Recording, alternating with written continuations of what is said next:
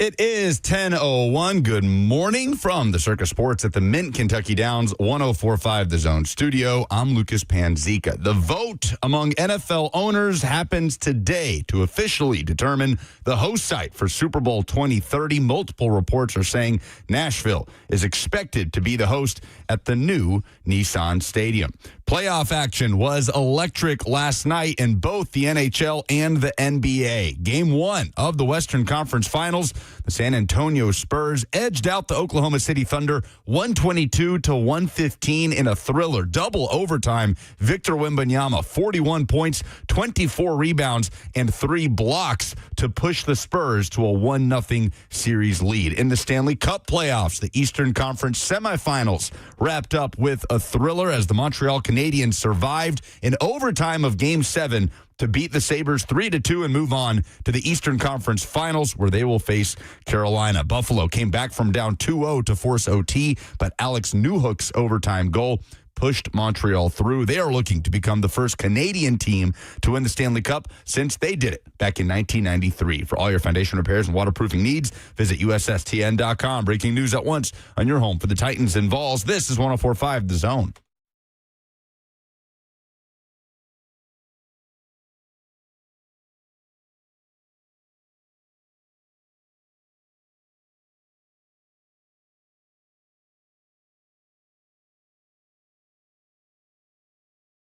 Okay, so today, to start the show, we're actually going to talk about sports because last night was an electric sports evening. Happy Tuesday. Welcome in.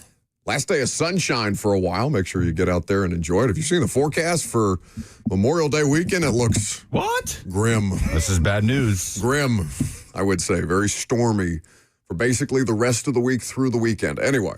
Oh, man. Not here for a weather report. You heard most of the relevant information from last night's hockey and basketball game in the NHL and the NBA. I did not stay up for Victor Wembanyama's performance, and I regret it. Because Terrible mistake by you. I passed out.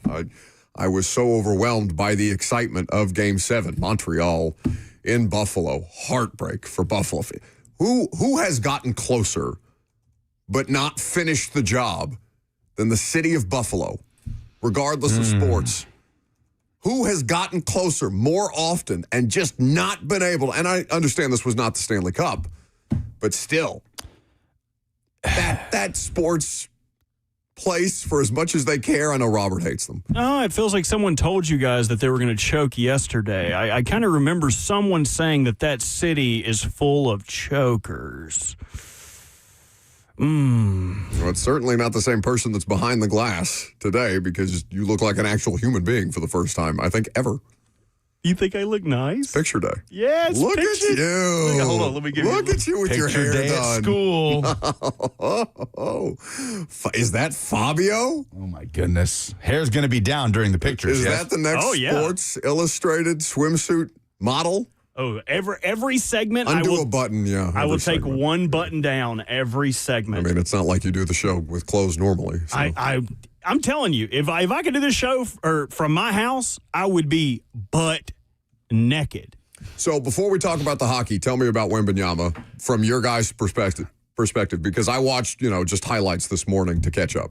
Oh, he's awesome. He's an alien. Yeah, he was world class. 41 and 24. 41 points, 24 boards, 3 blocks, including one just cherry on top at the end of the game, an emphatic swat just to seal it up for the Spurs.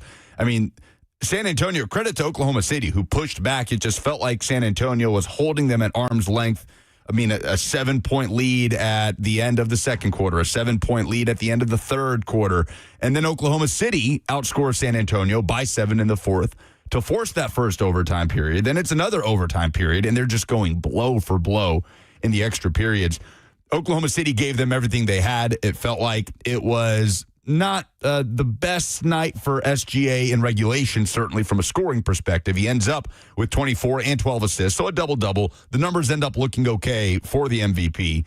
And Alex Caruso was everywhere. Just insane. 31 points last night was Alex Caruso, but it was just not enough to survive Victor Wembanyama. I mean, this felt like, as a guy who, admittedly is not sitting there watching Spurs basketball all season, this felt like peak Victor Wembanyama. Like, this felt like what Spurs fans were picturing when he came into the league with San Antonio, and they get off to a 1-0 start in Game 1. Game 2 will be in Oklahoma City before the series goes back to San Antonio. But if this series, if Game 1 is any indication, then this is going to be just a knockdown, drag-out series that's going to be an absolute thriller. How many times did they switch and get Wembanyama being guarded by Alex Caruso in the post? Down the stretch, it was Caruso the whole way, it felt like. It was insane. It's like, this is the most unfair matchup since pros meet Joes. Like, it's like, okay, this 7 foot, 11.5-inch tall dude is just going to dunk all over headband Jesus. Like, I don't know what in the world that he was supposed to do. What were they calling him? Mr. Chaos on the Caruso? broadcast? Yes, there was some name. Hold on, I got to find out what his It's like a nickname knockoff, is. like supervillain or something like that. Dr. Chaos. The funniest thing about it to me is, like, Wembanyama will, charge into the post. He's got like a 2-foot height advantage on everybody else, and he'll hook it in. And Reggie Miller will be like, "Oh, what a move by Wembanyama!" And I'm like, "Okay, yes, a very talented player, but I don't know, Reggie. Like, what's anybody supposed to do?" I will not hear Reggie slander. No, I love Reggie Miller, but it was just making me laugh. Like, "Oh, that is just a world-class move." I was like, funny. "Okay, but he's like 10 feet tall." I looked up Mr. Chaos trying to find out. It's not listed on his, what is it for basketball? Pro Basketball Reference, I guess. But I see this Reddit article that somebody put up in r/NBA Talk. I'm tired of hearing Reggie Miller call him Mr. Chaos. Like, all right, we get it. He's disruptive. After the first half, that's enough. Reggie was loving up on Caruso the whole broadcast. Leave my guy Reg alone. Leave him alone. No, and Caruso was I mean, you could argue the best player on the court for the Thunder. So that becomes the question, right? The Thunder feel like inevitable champions prior to last night's game. Wembanyama, who has the opportunity, I mean, he is, no question, one of the most fascinating players in the league. He is also one of the best players in the league simply because of traits, if nothing else. The fact that he is 7'4" and can pull up from Steph Curry range if he really, really wants to. Oh, yeah. We hadn't even talked about that. That logo 3. Brother, like, I saw that this morning, and I'm like, dude, what? When did they land? It's like a free throw. Where's the UFO? His feet like barely leave the ground. It was so unbelievable. It was so casual. In crunch time, too, a critical three. Wasn't it to tie it at 108? From 28 feet. God. Just boop, drop in the bucket. Yeah, just crazy. So he is unquestionably one of the best players in the league. He has the opportunity in this postseason to start to establish himself among NBA royalty. I'm not talking like Jordan or LeBron or anything like that. But again, the only concern, and you could say this of any player, the only concern for Victor Wembanyama becoming one of the greatest basketball players we've ever seen in real time is the fact that he's 7'4", and you fear injury for anybody that size. Like that's my biggest issue with Joel Embiid and Wembanyama. I know he goes out of his way to make sure that he works on his pliability, which is the thing that kept Brady playing football for as long as he did. I know he has different training methods. Do you guys know much about him? Have you read much about him? Like just the personality, like the interest in chess. He's not your typical NBA superstar, I would say. And he's also French, right? He's not if Anthony Edwards is probably the best American NBA player right now, you would have to have a conversation between Wembanyama, Jokic, and I know people wouldn't want to put SGA in there, but SGA at his best is a very effective and smart player. And it makes him, in certain situations, unstoppable. He's an MVP is what he is. That's what I'm saying. Wembanyama from Le Chesnay. How do you think you pronounce that? Chesnay. Dude, you're the European. Chesnay. I bet it's Chesnay. Isn't that like what? Shen or is it something what they like say that? at the beginning of those? Chesnay. No.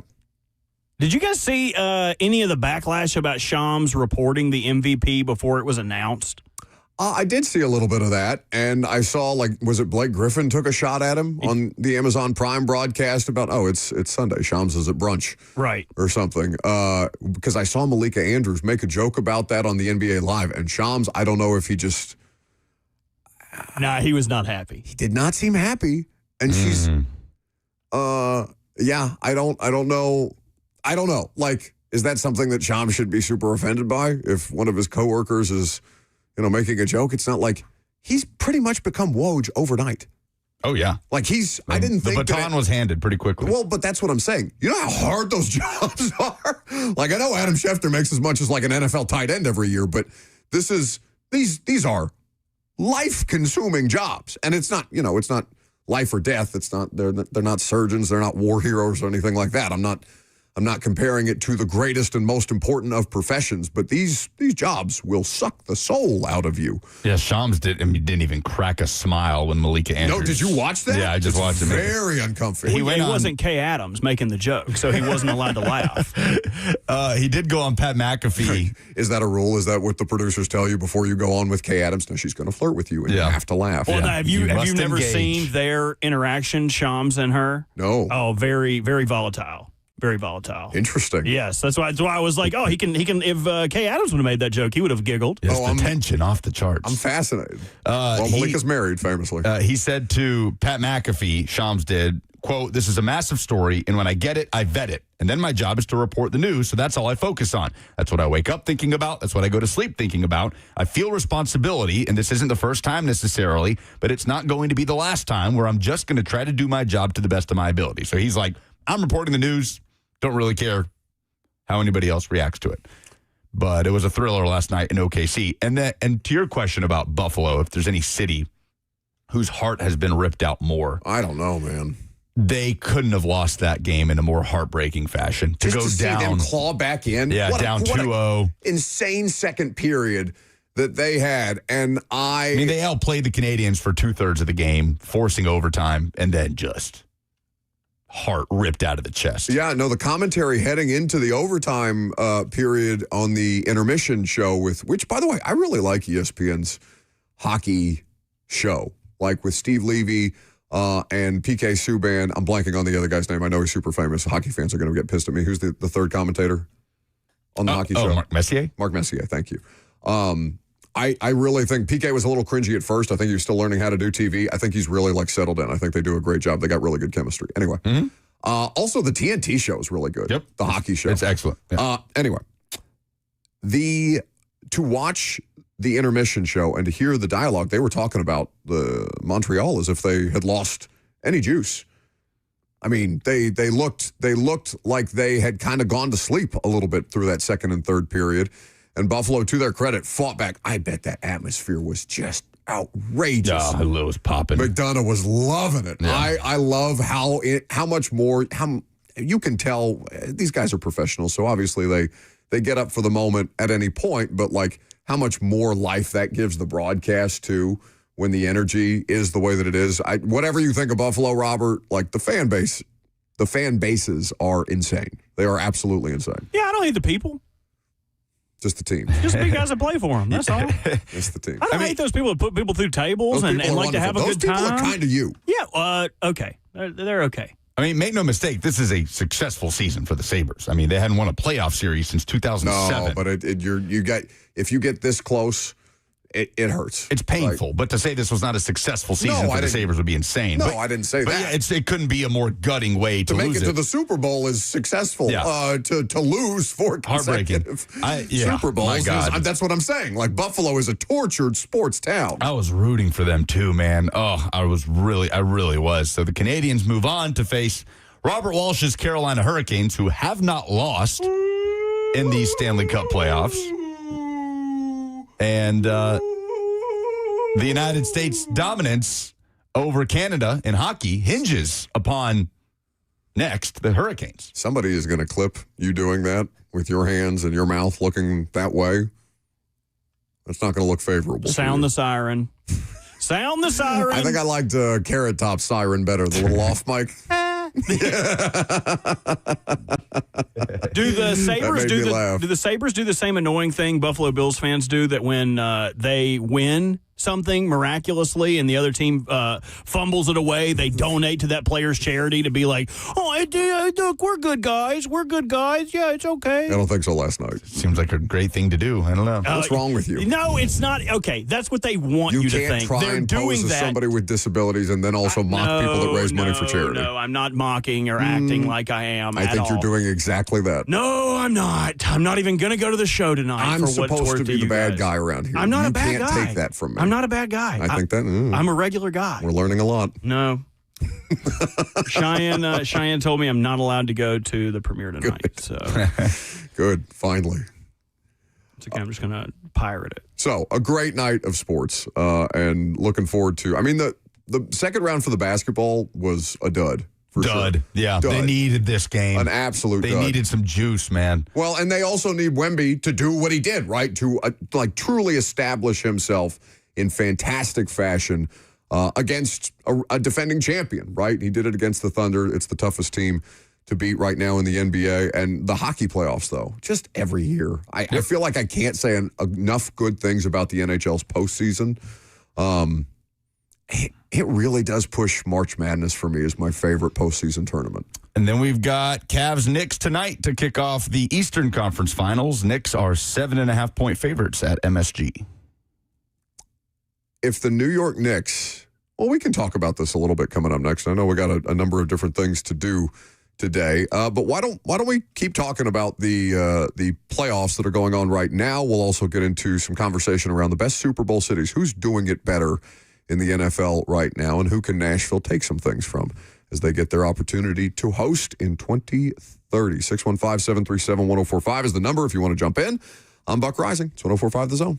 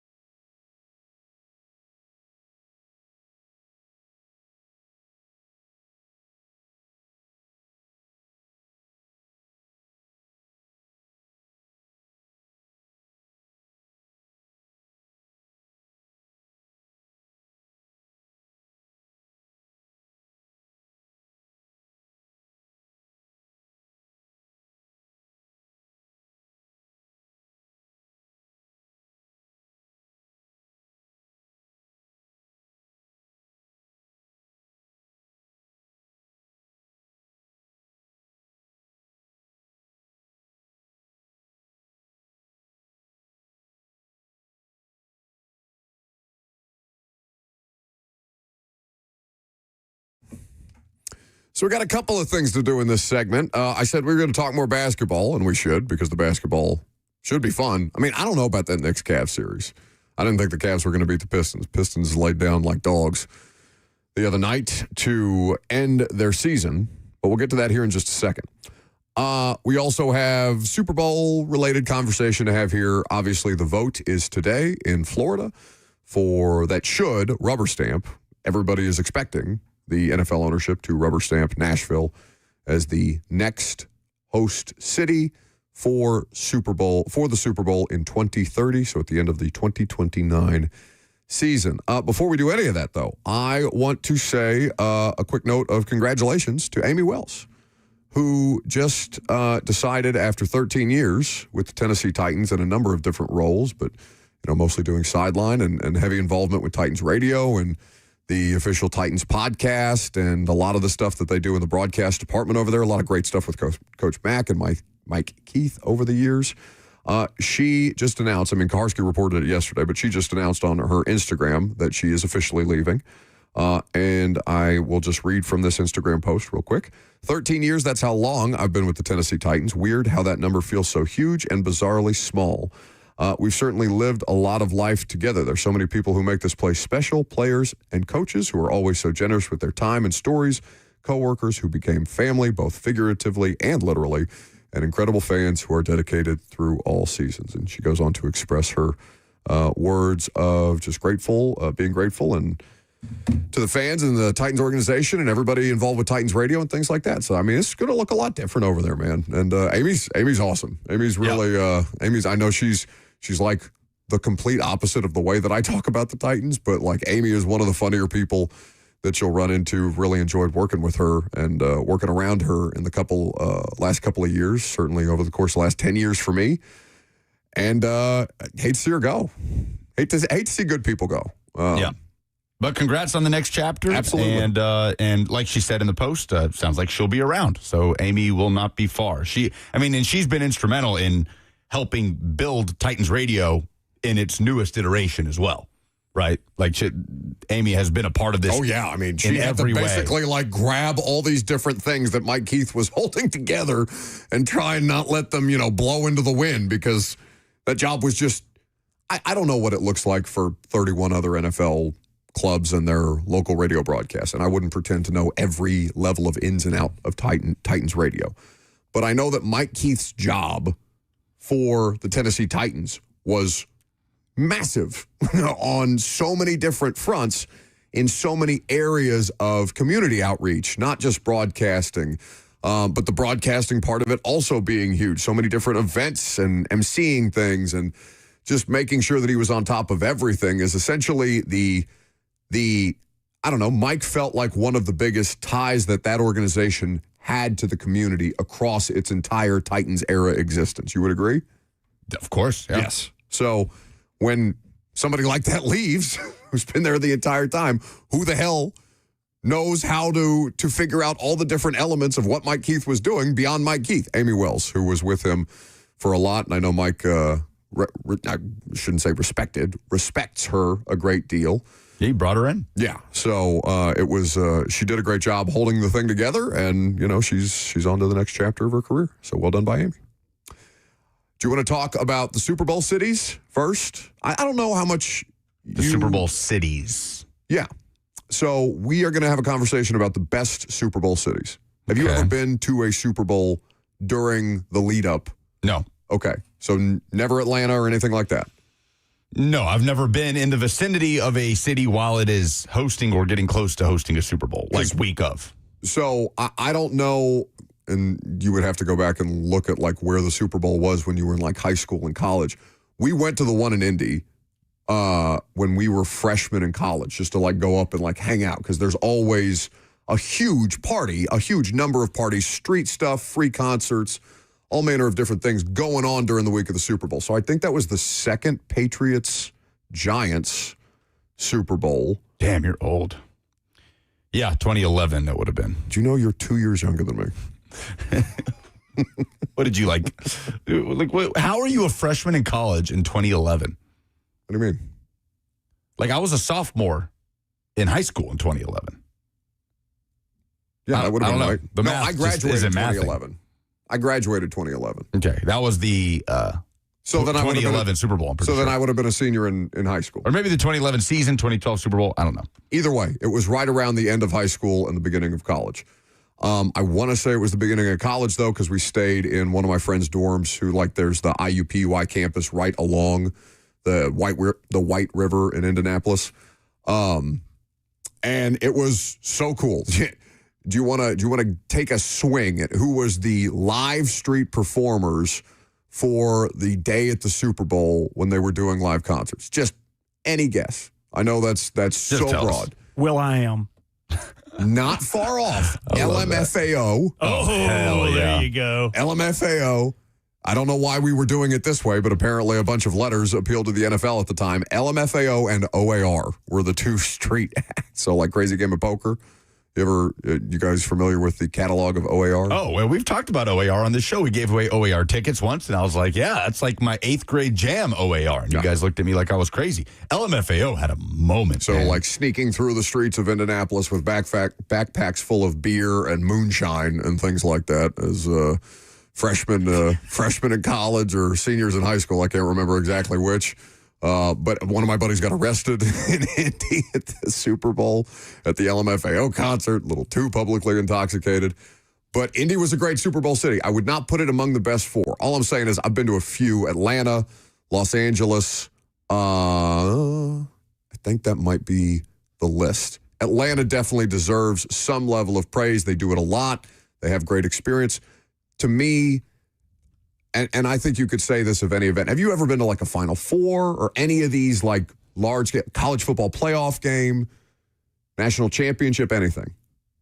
Have I been to any of those Yeah. things? No. I've always avoided. How the hell is that? I've always avoided those. How is that things. possible? Like when that sort of madness descends upon a city, like But even to like work one? my instinct has been to stay away. Even if it's the World Cup. Would the World Cup be your first foray into like a large scale? That's insane to me. I would bend over backwards to go to the World Cup. I tried, and FIFA wouldn't let me. So, Well, people would for like, 20 grand. Yeah, basically.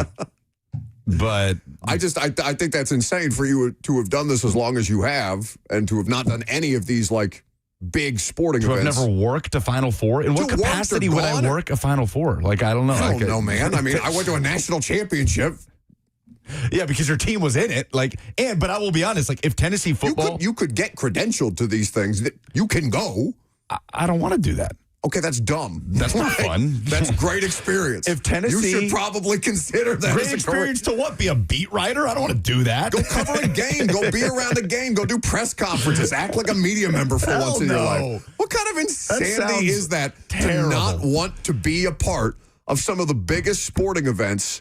Oh, I am. I do. That we I have. love being a part of those Not sporting from events. your couch drinking beers with your buddies. If Tennessee gets to a national championship game in football, I will make no effort towards being in attendance but at that you don't game. want to go to a Super Bowl once? Like work a Super Bowl, do the Radio Row thing?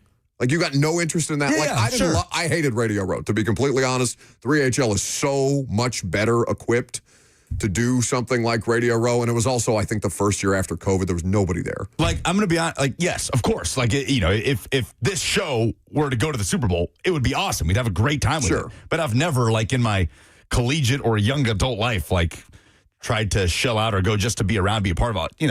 I like to stay away from the madness unless I'm going for a purpose. But, like, if Tennessee goes to a national championship like Indiana did, I'm going to Knoxville, man. I'm not going to the game. Hell no. I'm going to Knoxville to be surrounded and to be in the place where I went to school if Tennessee is to win a national championship. I do not want to be in the building unless I'm working. Robert, you would go to a Super Bowl, like, just for fun. Like, I thought that it was a really fun week going up. I mean, we weren't there for the entire week. I think we were there for like a Thursday through Saturday before the game, actually on Sunday. Like, I feel like it would be something that anybody would want to do, to go to the Super Bowl, be a part of all the cool stuff, like in the week leading up. I don't think that's insane. Yeah, I would like it, but I'm also vain like you are. Like, I like feeling like I'm doing something that's important. Lucas is not that. Lucas is somebody who is going to feed into his own motives. He doesn't like the same things about it that you and I like about it. Like, me and you like being like in the know, in the move, in the light, and then Lucas kind of just wants to enjoy the game,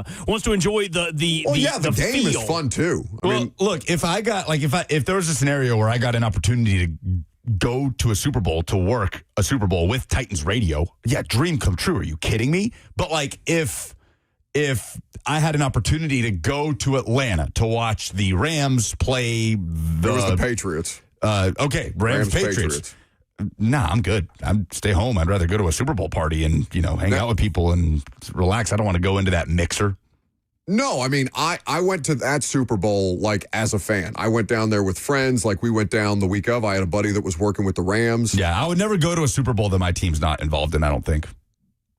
I just don't think the Super Bowl it's the Super Bowl, absolutely. You get to witness. I just don't think it provides the type of environment that, the more the years go by. That's an insane thing to say. To be in the arena or the stadium doesn't provide the type of environment that you're looking for as a sports fan. The more years go by, and the more the Super Bowl becomes the biggest commercialized event in the United States. The more you hear, it kind of sucks as a football atmosphere. Like, I remember Joe Burrow talking after that Rams Super Bowl. He's like, I felt like nobody was really watching the game at SoFi Stadium. SoFi's different. I think SoFi has standalone, like, Super Bowl problems. Like, that place is cavernous. It's not, you hate to say that it's not really about the football, but, like, SoFi is, you've been, it's absurd. Yeah. The entire thing, no one would feel like a closed, not even a closed, like, raucous atmosphere in SoFi. I don't know what you would have to do. I think World Cup is going to be the first real test. I'm even intrigued. That's where the U.S. first game will be against Paraguay. So, I mean, you could put and I know the Rams and the Chargers are bad examples. Now, when the Niners fill it up, it gets rowdy. Like, when it's a Niners-Rams, like a divisional NFC West game, like, the Niners fans will travel to SoFi, take it over, and turn it into an atmosphere. And you can feel that through the TV broadcast. But yeah, I think I really do think it depends on the participants in the Super Bowl. An Eagles Super Bowl would be insane. I didn't get to go to the Patriots Eagles Super Bowl. That would be rowdy. Boston and Philadelphia would get up for it. To go to any of these things that you're mentioning in a professional capacity, because I am there to do a job, obviously, like, bucket list stuff. Yeah. But just to go as a fan, like, I'm good. I'd rather just hang back and avoid the circus. It's just like a giant football street fair the week leading up, though. Like, and not even to, like, go to these crazy parties and stuff like that, because there are those, and obviously those have come to the forefront more recently because of the news, specifically around the Patriots. But yeah, like, not even like the VIP type of stuff, like the back room of the back room of the back room, where, like, all these other people who are Adam Sandler is hanging out with Travis Kelce or something like that. It's just a good time. It's like the draft. I mean, I'm sure you didn't go down to, like, do the draft. That I did experience. It's the same on thing. Day one. And I get it's in your backyard, so maybe it's a little different. I just think there's so many cool, like, New Orleans is sick for the Super Bowl. New Orleans is the best Super Bowl host city. Theoretically, on the F&M Bank chat says, are fans even going to Super Bowls, or is it just a bunch of rich people who can afford it and want to be at a Super Bowl? I was able to get a reasonably priced ticket, face value ticket for that Rams-Patriots Super Bowl. And, I'm in the 300 level of Mercedes-Benz Stadium. And terrible game. Yeah, it was a tough one. Is it like 13-3? Yes. Is that what that one? But, like, honestly, in the 300 level is where any of the fans are sitting, like, all the way at the top. That's true. So the 300 level experience felt more like, a rowdy Super Bowl, like a football game atmosphere, than what the lower bowl probably feels like, or the suites, like the seats that cost $10,000 a pop or whatever. Like, if the Titans were in the Super Bowl and I wasn't going, of course I would want to go in a professional capacity. But if, like, just my fan hat on, I would rather be watching at a watch party in Nashville than traveling to Phoenix or something. No, I having done one, and maybe it's just because I got a stinker. Like, I'm not. If we were to ever go to the Super Bowl and do what 3HL does, it would have to be an East Coast Super Bowl, because to do our show in Pacific time at Radio Row is stupid. But, like, if we were to go to Atlanta, say, to stay and do the game once would be worth doing. I've been to a Super Bowl, so I'm not, like, hell bent on going to another one. It was cool. I wish it would have been a better game. Had I gone to a better game, maybe I would have think about, trying to do what Wyatt does. Wyatt goes out for the whole week, and Jimmy will stay and, like, cover the game like he's covering a Titans game. I don't know if he's had that in his contract since he's been at the Tennessean or what, but I like that Wyatt does that. Oh, yeah. Does it well. WWE is kind of fighting this too with WrestleMania. Like they are pricing their fans out of the biggest moment of the year, and now floor seats aren't for fans who can scrape together the $1,500 that it used to cost. Now it's $10,000, $15,000, $20,000 to sit on the floor, and all the real fans are having to be up in the nosebleeds or pushed back. Mm-hmm. That's why they dropped Vegas prices for WrestleMania like the week before. Like, no, please, people come. Sorry, we priced you out. Yeah, there's definitely tickets available after they had already scraped all of everyone else's money for the floor seats. Have you ever heard about what Billy Joel started doing? Oh, my God, I love it. Like, he stole it from, maybe Elton John stole it from him. Elton stole it from him, yeah. Billy Joel, at some point, stopped selling tickets to the front row of his shows because the people that could afford to buy those tickets were not like the all-time, fans that were going to be up on the stage going nuts. I can't believe they're there. The phrase he used was, entertain me, piano boy. Exactly. He said, entertain me, piano boy is a great line. That's the vibe he would get when he'd be up there performing, looking down to the front row and just be getting these blank look backs by these fans that could afford to be there. So he stopped selling those out and started having like stadium staff go out and find fans that were kind of in the back and pick out fans and bring them up to the front. I love that. And he said it totally changed the concert experience for him with how engaged those fans were and how thrilled they were to be there. And he said told that to Elton John. He said, "Oh, I'm going to steal that." Yeah. The best part about the story was he's like, "Well, like my guys are guys. Like, so when I give them tickets and tell them, hey, like, go find the best fans, naturally, they're going to bring back a lot of attractive women." Sure. He's like, when Elton stole this idea for me, all of a sudden, the front row at every Elton John concert is a bunch of cute boys. It's like, dang, Billy putting it all on Main Street. Turned it into a pride parade. That's great. But you know what? They're throwing a party. You know what I'm saying? Like, they're having a big time down there. Absolutely. Outstanding. I wish more acts would consider doing that. I do feel, because who was the first to start asking people to put their phones away? Dave Chappelle. I don't know if he was. I think most comedians do that. I think they do now. But I went to. Like, anytime I've ever been to a stand-up show, even at a club. Or like a taping. If it's a taping, they do not want phones out where it's like a phone light or anything. And this was definitely being taped because it was it wasn't the last time the Titans played in London. It was the first time that I did a Titans London game. They played the Chargers in 2018. And we were looking for things to do in London like the couple of days before because they went over early to practice. Jon Stewart opening for Dave Chappelle at the Royal Albert Hall. We just happened to be in town. That's crazy. Just happened to be in town. And they had like several of the other Daily Show correspondents and stuff like that, or different people in that comedy circle opening up for Stewart. So it was it may as well have been like a all-day comedy type of thing. I think it ended up being about 4 hours. But I that's the first show that I went to that asked people to put their phones in those little pouches. And I was curious if that was something that Chappelle was doing or if that was something like you guys said. Maybe, I'm sure they were taping it because it was a London show as opposed to, they're playing Zanies or something like that. All due respect to Zanies. But yeah, that was, I feel like more people should do that because I remember going to a Maroon 5 concert at Bridgestone and it's just people's phones on Adam Levine the whole time.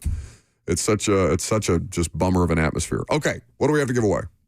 Before we get to that, you were correct. Dave Chappelle was the first comedian. Musicians after him. I thought that was true. The musicians that pioneered it were Bob Dylan. I guess there weren't really a lot of phones.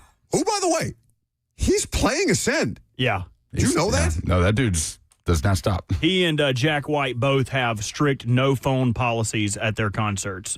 Bob Dylan, 84 years old, still going? Yeah. It's crazy. But to give away, we have Black Keys tickets. 615-737-1045. If you call us and tell us what in sports made you say, oh no, we'll give you tickets to see the Black Keys. I'm Buck Rising. It's 1045 The Zone.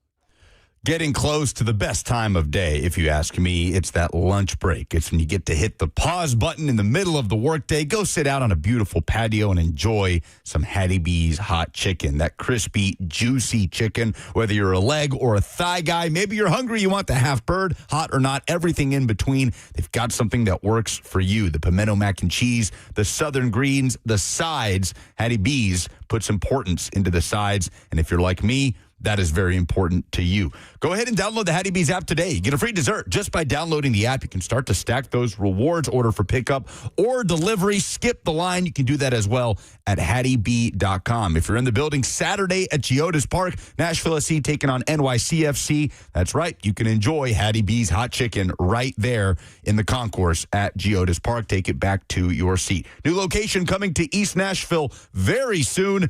Some cool stuff in store, so stay tuned and go get your lunch today at Hattie B's.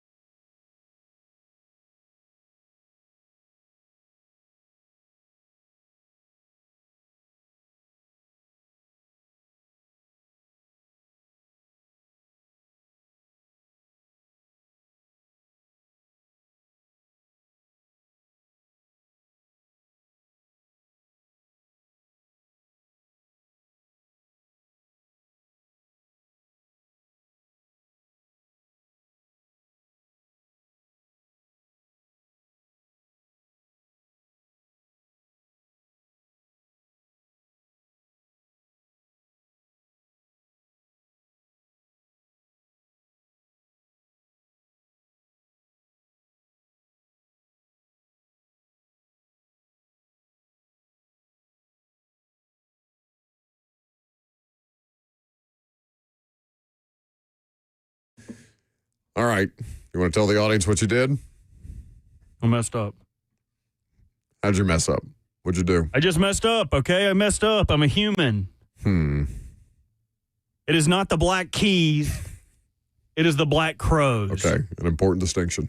this Thursday with Whiskey Myers at Bridgestone Arena. It was my least favorite part of Dumbo. Pretty Those black crows. pretty significant clarification.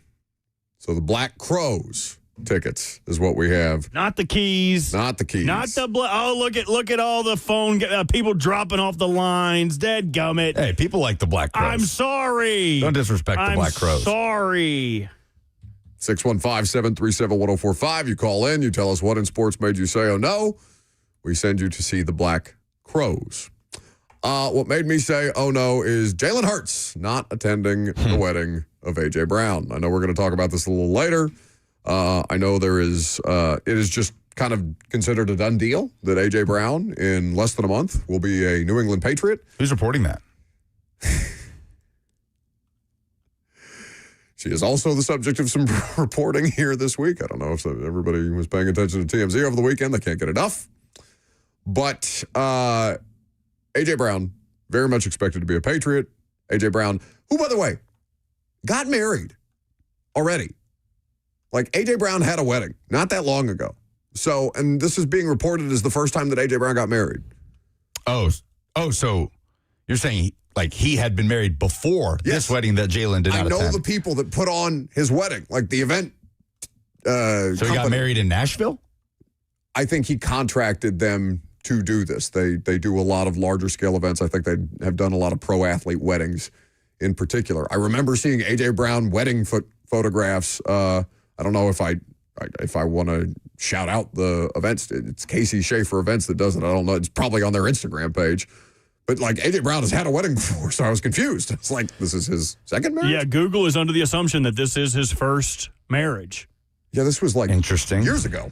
I remember seeing that. What a fall off of the A.J. Brown, Jalen Hurts relationship. Maybe it was an engagement photo shoot. Probably an important distinction by me. Either way, A.J. Brown and Jalen Hurts considered to be very, very close, even dating back to their respective collegiate days. Since been teammates, soon not to be teammates. Jalen Hurts did not attend A.J. Brown's wedding. That feels like, and maybe there's some excuse that we don't know about that people are very quick to jump on, but that felt like something that would, probably be notable. I don't know if you saw this. James Palmer was on Kay Adams' show saying that Howie Roseman's going to shop A.J. Brown with teams other than the Patriots, and the Jags have been brought up as a potential landing spot.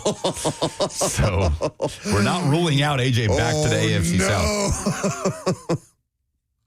But at this point, I mean, it's been 5 years. That wound is not fresh. I think the idea of him playing against them twice a year, and I don't know how much longer AJ would play, but I guess so. There's totally different people in that building at this point. Titans have gone through multiple eras. But it feels like the fans are not different. The fans are not different. Yeah, it'll be there, but anyway, I don't know. Interesting. What made me say oh no is the NFL, who sent Jackson Smith-Njigba his Offensive Player of the Year trophy. Oh, good.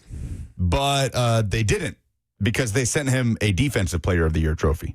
Jackson Smith-Njigba took to Instagram with a video of his trophy that just came in the mail from his incredible season with the Seattle Seahawks, over 1,700 receiving yards, a Super Bowl, and the trophy, as he zooms in, reads NFL Defensive Player of the Year. And Jackson Smith-Njigba wrote the caption, "It's getting disrespectful at this point." Does Fanatics also make the Alibaba? Did you see these Jeff Simmons jerseys that were going viral over the weekend? Oh, they were upside down, the letters. That's in now, though, isn't it? M's, the M's in Simmons are upside down. That's true. People are wearing hats with upside down lettering, which I will never understand. But not half the name, not half the word. I don't know, man.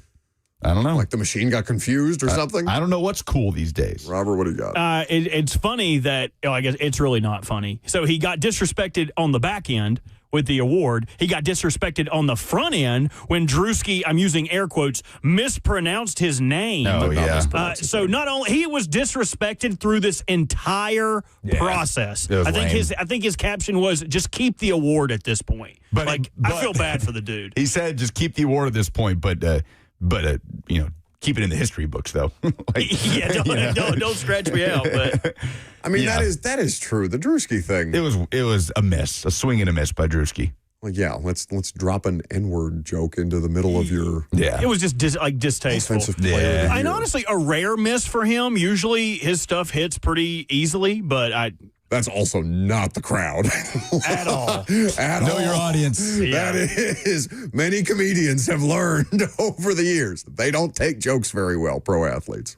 Did you guys see the Sounds had a little theft? Yes, I happen? did. Yes. I did indeed. Some baseball gloves. Apparently, the thieves broke into the Sounds Stadium at 2 a.m. a couple weeks ago, stole the gloves. Well, they found them.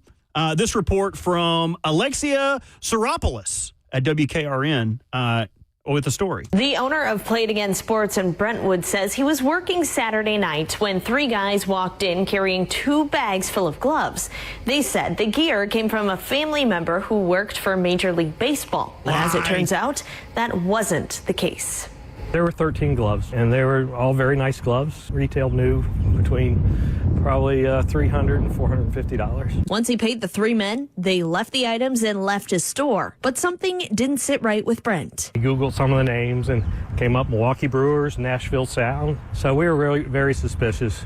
And my manager and my assistant manager both did research and found the video clip that was posted of the 2 gentlemen walking through the Sounds locker room. MMPD posted this surveillance video of 2 men they were searching for, saying they had broken into First Horizon Baseball Park at 2:30 a.m. Saturday morning, and they left with 13 baseball gloves. Said, wow, those are the guys we bought the gloves from. Yeah, those were the guys. Hey, what do you know? What do That's you great. know? Play It Again Sports has been around for a long time, too. Yeah. I feel Good bad story. for the store owner because he said he's still going to try to get restitution because obviously the Sounds don't have to pay him the money that he paid these guys for the gloves. Yeah. But hoping that that fella gets his money back for paying that stuff. But I'm glad those goobers got caught.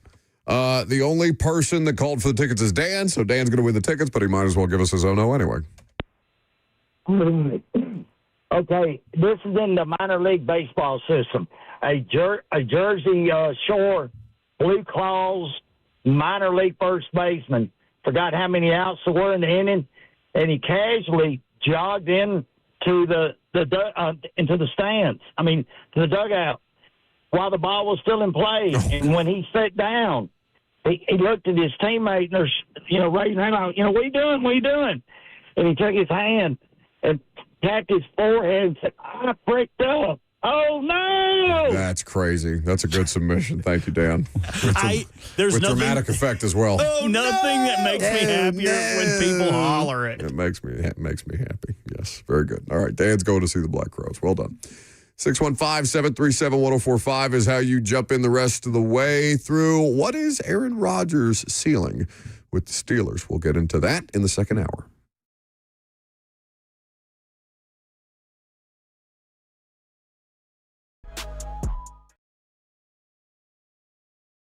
It's Ramon Foster, and I'm with Aaron from United Structure Systems. Man, they came by today to check out my house. If there's anything, any issues, small or big, you're gonna fill us in there. We can take care of it, no matter what kind of problems. So first off, we'll just kind of take a look through your house and see what kind of issues you got going. Cracks in the brick, cracks in the drywall, weird spots in the floor, doors sticking, windows not opening properly. Once we identify those areas, we're going to do a thorough inspection around the outside, make sure there's no issues going on with that. And then once we look over it, we'll talk about what's going on, and hopefully we ain't got no issues, and then we'll go from there. Let's go. Let's go.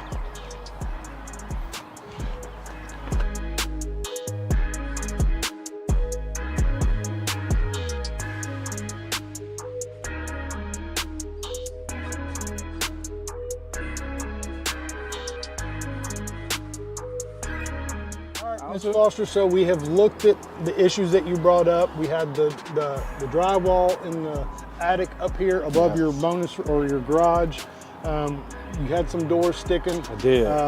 Going in your bathroom.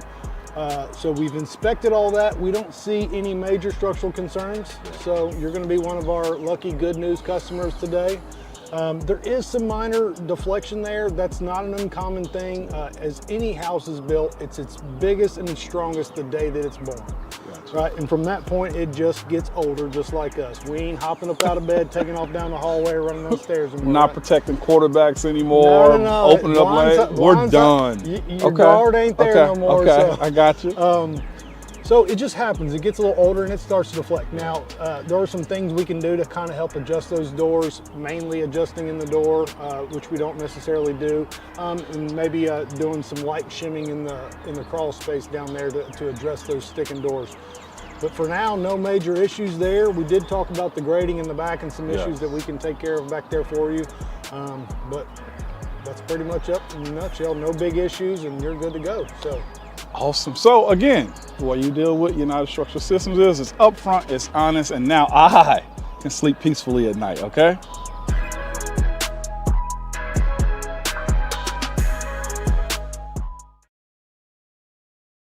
This is a different court, Blair. Same result, Slay. Oh, okay, Blair. See, that's Tyler Tanner. See, Tyler Tanner's in the house now. Let's see what you got. Jerry's out, Blair. Blair, come on. Okay, Blair, just come sit down. Come on, Blair, stop. You're going to get hurt. Blair, get off the court. That's enough. What's the verdict, Blair? The courtroom is where I play ball. Boy, Durham, injury law. And that ain't got no roof.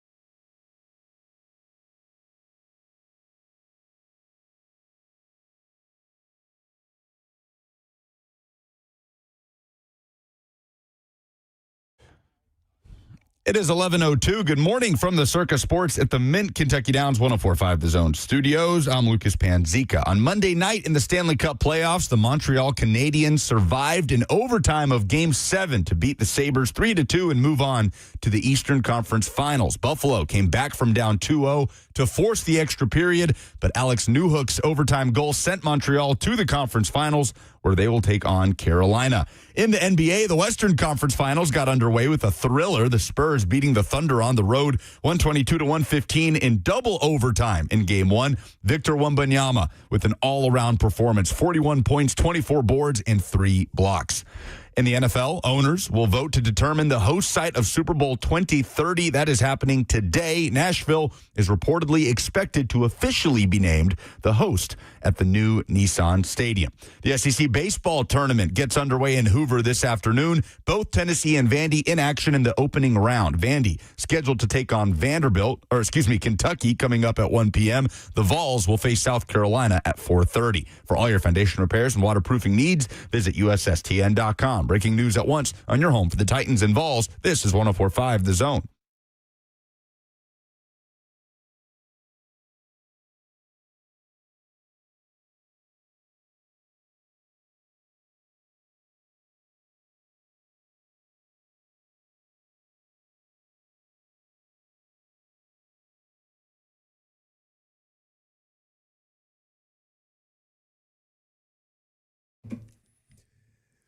We did have quarterback news over the weekend in the NFL.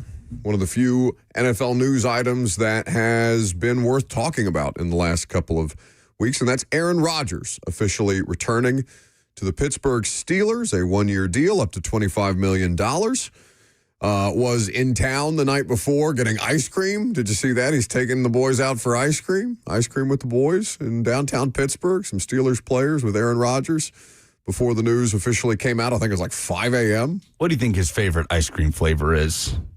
He's a man of many sophisticated tastes. Probably right? like matcha or something. I would say like what's the purple one called? What's the different? Because I saw this at a sushi place over the weekend. It's like ube, like the purple. Oh, it's the same. But that's good. What's the place over here that's walkable that's got the gelato? They also Lola's also has that flavor. Oh, ube. It's good. It's so good. It's good.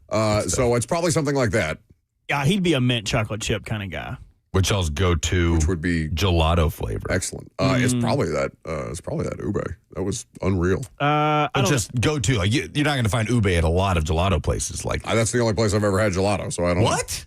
I mean, I get ice cream. World traveler, you've never had gelato anywhere other than Lola's is fantastic. How dare you? I mean, I don't know. I mean, I haven't been to Italy. You've been to Europe though. Gelato. Are we doing a lot of gelato? Oh, okay. They like it a gelato over there. Pistachio is the answer. Pistachio is the answer. Yes. Well done by Lucas. For Rodgers or just best? Generally. Yeah, best. Do they make a butter pecan gelato flavor? No. I don't think. I think it's very American. Oh, that's so. Did you see the way? Oh, that's so wrong to be so American, Mr. I love hot dog. Shut the hell up. I'm just saying you're not going to find butter pecan walking around the streets of what's Rome. wrong with that? Oh, maybe they should look to the nuts and figure out what the best flavor would be. There's a reason that every old person right now has a freezer full of Breyer's butter pecan because it slaps. It would not be pecan. It would be pecan. Whatever you want to call it. My granny used to hit me hard with a wooden spoon if she caught me eating their butter pecan. I think it is like, yeah, so pecans are specific to the southern United States and northern Mexico. Good. Y'all don't get no pecan. Right. No, any European me off right now, dude. I'm over this hate of everything American that comes from you. I'm over it. Mr. Who do I root for in the World Cup? I don't want to root for the United States of America because they're not going to win the tournament. Well, if there was an actual football game going on, I would root for America. All right, Mr. Anti-American. It's football. Put it to a poll. Oh, no hands over here. Only allowed to use your feet. Who's more anti-American? Me or Robert Walsh, who will not root for the United States? It's definitely you. You know what? I will make that a poll. You're right. You That's a good claim poll. everywhere but here. That's You're not true. From Alabama. I claim all three. No. Nope. Which one's your favorite? What do you mean? If you had to settle down and lay some roots down, start a family, where are you doing it at? I don't think you're picking Alabama. I don't think you're picking Nashville. Definitely not picking Alabama. I think that you would pick Brazil, if I had to guess. If you got to pick anywhere you could live, you would pick Brazil. If I if I didn't have to sustain a career, say it. Yeah, if you got to pick. Like if I won the lottery and could just go anywhere in the world. If everything was yeah, I'd live in Brazil. Yeah. Remember, the poll question is currently up. I'm sure Two Rivers Ford is confused by why they're tagged in such a poll. Did you tag me? Who is less patriotic than him? Did you tag me? You are a monster. You didn't tag me. You don't need to be tagged. Why didn't You're you? a poll answer option. No, I am the poll. I'm the poll. Okay, would you like to do the polls? If you want to be the poll, you can do the polls. You didn't even tag me, dude. How are they going to know who you're talking about? Because you are an answer. You can vote. 100% for Lucas, dude. 100% for Lucas. There's only one vote and it's me. But there's 100% for Lucas. Who is less patriotic? At Buck Rising is where you can vote on the polls. Lucas Panzica or Robert Walsh. At Robbie_Walsh. ROBBY. Right, very good. LSH. Is Aaron Rodgers, is there a world in which Aaron Rodgers and the Pittsburgh Steelers are better in year 2 than they were in year 1? Where they won the division, they went 10-7. That's a little fluky because the Ravens missed a field goal that they should have what was the distance on that field goal? Like 35, 37? Does it matter? No, it does because it was a chip shot. I mean, it's a bad miss. Rookie kicker on the road. Real bad. Real bad miss. Well, look where it got us. Look where it got us. Where did it get you? No longer the heated rivalry, not the hockey one between John Harbaugh and Mike Tomlin. Now it is the illustrious Jesse Minter against the fat-necked Mike McCarthy. Look what they took from us. Look what that kick took from us.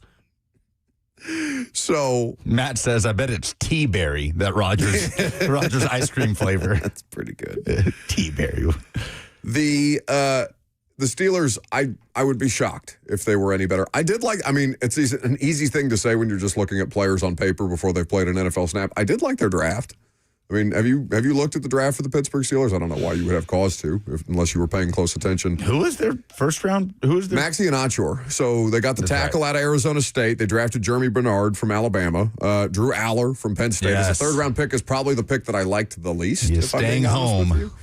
Dalen Everett, cornerback from Georgia. They also drafted the Iowa offensive tackle. Is he going to play tackle or guard in the NFL, Robert Jennings Dunker? Guard? Guard. Yeah, he'll be a guard. Doesn't matter. He's going to be elite. Caden Wetjen, who I believe is the punt returner from Iowa. Really good player. Yeah. Added another guy like that, too, in Heidenreich out of Navy. Riley Nowakowski, who's the Indiana tight end. I hate that he's going to be a fullback. He can be a tight end. This dude, he was one of my favorite late round guys. God, I love that we're talking about the draft again. He is built like Derrick Henry. Look up his measurables. He is like 6'4", 250. So a fun guy. If you watched him, broke a ton of tackles, did not go down at first contact. He is a classic Steelers player. I hate their draft this year because they landed a ton of ambiguous players. They drafted 10 players. They had a fair amount of draft picks that they were able to address a number of different needs on their roster. So there's a world that the Ravens get a little worse and the Steelers get a little better, Robert. Maybe just a little. AFC North winners? What do you want from me? Yeah, how high can you go, buddy? I can't. I'm not getting. It's about as high as I can go. All of this slander to me, this segment. I don't know where the hell you guys think you get off at, but I'm just saying, like, yeah, maybe they got a little better. I'm just saying. Maybe if I got a worse coach. So far, how annoying are people who listen to us? How annoyed are people who listen to us for the first time and hear us do stuff like that? It always makes me laugh thinking about it. By the way, it is officially official. Minnesota will host the 2028 NFL Draft. Oh, I thought you meant the 2030 Super Bowl. Yes, that's correct. That's the joke. After we yes, that's right. God, your dry Italian humor really gets me sometimes. You're just trying to win this poll. You're Brazilian. Are you two just updating it to see who's less patriotic between the two of you at Buck Rising on Twitter? Oh, it's a 50-50. Are we the only two people that voted on this poll, probably. Lucas? Did you vote for me? Of course I voted for you. What are you talking about? You know the answer. So, do we think there's any world in which the Steelers are better this year than they were last year? 10-7, Rodgers was fine. He wasn't good. He wasn't bad. He was fine. Aaron Rodgers, who, by the way, was at OTAs over the weekend. Was at OTAs participating, him and Mike McCarthy in different uniforms, but on the same practice field. Again, like I said, he was a solid option on a middling football team last year. There is a world because, to me, the Steelers, if I had to predict, are going to be as close to the exact same as possible as they were last year. I suppose the big difference is Mike Tomlin versus Mike McCarthy. How much does Mike McCarthy really raise their ceiling offensively and sacrifice the game management, clock management, general CEO, head coach stuff that we know Mike Tomlin to be elite at? I don't know what that balance is going to look like, but I think of the Steelers as being the exact same football team in 2026 as they were in 2025. So, yes, it's feasible that like one or two games could swing differently and put them a notch better than they were last year or a notch worse. So, speaking of OT, go ahead, Robert. No, it's all good. I was about to compliment the Steelers offseason, but I don't have to do it. You can if you want to. They've added, I mean, if you look at their skill positions on offense versus last year, it is night and day difference. Rodgers was throwing to guys that have never made a bit of a difference in the NFL. And now if you look at just the one deep. Because you remember, Lucas, who they acquired this offseason outside of the draft? The Steelers? Yeah. Give me a hint. Michael Pittman. Oh, yeah. Michael Pittman drafted Jeremy Bernard in the second round. They're much better. Much better at receiver for sure. Well, and also added Rico Dowdle. So, I mean, they kind of have a two-headed monster to go with Jalen Warren, a different type of running back. They're a little more versatile now. They drafted at least offensive linemen. I don't know how much better they're going to be. I think they have some young players, though, right? Yeah, and they've always drafted well. Like, their entire offensive line is homegrown. They don't have one free agent taking up a spot on there. They've always done a good job of supplementing that. There's no Ramon Fosters on that list, though. Speaking of, well, of course not. Speaking of OTAs, because the Steelers are on the practice field, several teams are, including the Titans. So why don't we know more about them? We'll talk about it next.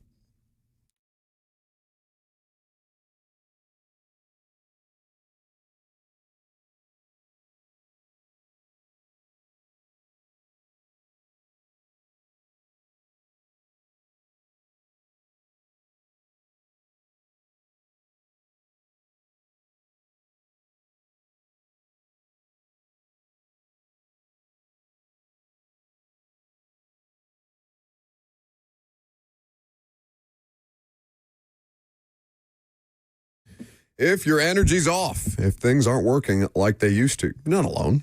If you have not been yet or not considered yet going to the Tennessee Men's Clinic powered by Men's Pro, you should. What you'll like about them is that they've been doing this for years. They're not just the newest fly-by-night place or sketchy online pill. You're working with true medical providers. They'll run labs and build a plan specifically around you, not some one-size-fits-all deal.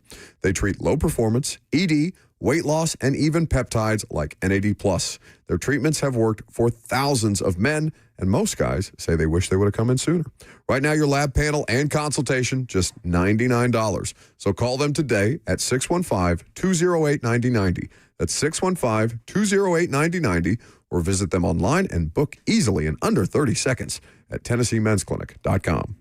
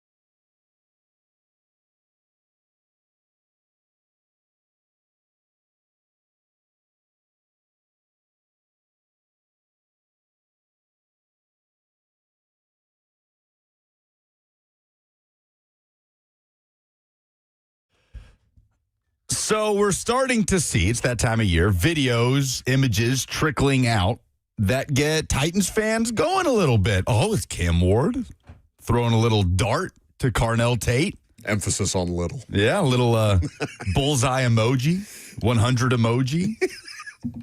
It's a bicep emoji. Do you even need to write any text when you just communicate in emojis for OTA videos and that will be sufficient? So Titans fans are hotter for Cam Ward to Carnell Tate than Hattie B's Hot Chicken, who we are fueled by. Impossible. However, though there are some images coming out, we're not seeing any details coming out from the offseason stuff that has happened on the field over at the Titans facility. Now, Robert Saleh will meet with the media on Thursday. You'll be over there. We will run the press conference after it happens. We'll gather whatever updates you guys have as media. In the midst of a thunderstorm on Thursday. Isn't it going to be that bad? I mean, it's supposed to start tomorrow and not quit till next week. Oh. Is what the Weather Channel app told me this morning. Now, maybe, because weather can be finicky in Middle Tennessee, especially in a river valley situation. Maybe we do not get all of the forecasted elements at this point, but if you're looking at the radar, if you're looking at the weather for the next couple of days, looks pretty ominous. So overall, what is the thing? Oh, it's breaking news, breaking Titans news, breaking Titans news, breaking Titans news. The buttons aren't working. No, you have to do it a cappella.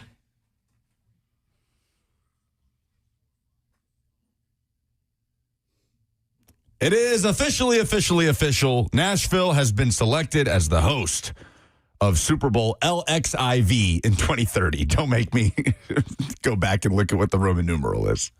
64, right? 65? 66?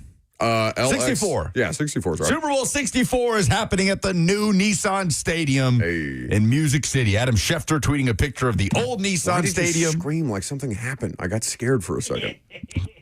We've known for something a month. Did happen. No, something happened. We've basically known since they broke ground on this thing and ran, and Callahan left the combine early to come take their dumb little. It's not their fault. It's the team's fault. But they took the dumb little pictures of them all shoveling a scoop of dirt. Basically with known. Those pictures, by the way. Basically known is not known. Who has those pictures? Now we know. The owners have voted. Super Bowl coming to Music City in 4 years. Let's break it down. Let's talk about it. How much more can I talk about this? So we know the next I really thought we were stretching it for the who? What'd you say, Bert? Who's the best Super Bowl host cities? We know the next four. Yeah. Super Bowl LXI is in Inglewood, LXII 61 in Atlanta, LXII in Las Vegas, 63 LXIV Nashville. Do you guys understand how Roman numerals work, right? Yeah, it's L is 50. Well, yeah, but like the distinguishing, 13. Like 13 would be XII. Right. X is 10. And then the 3 marks after means it's plus. One, but if one. it's before. It's like. So it's like IIIX. Yeah, bingo.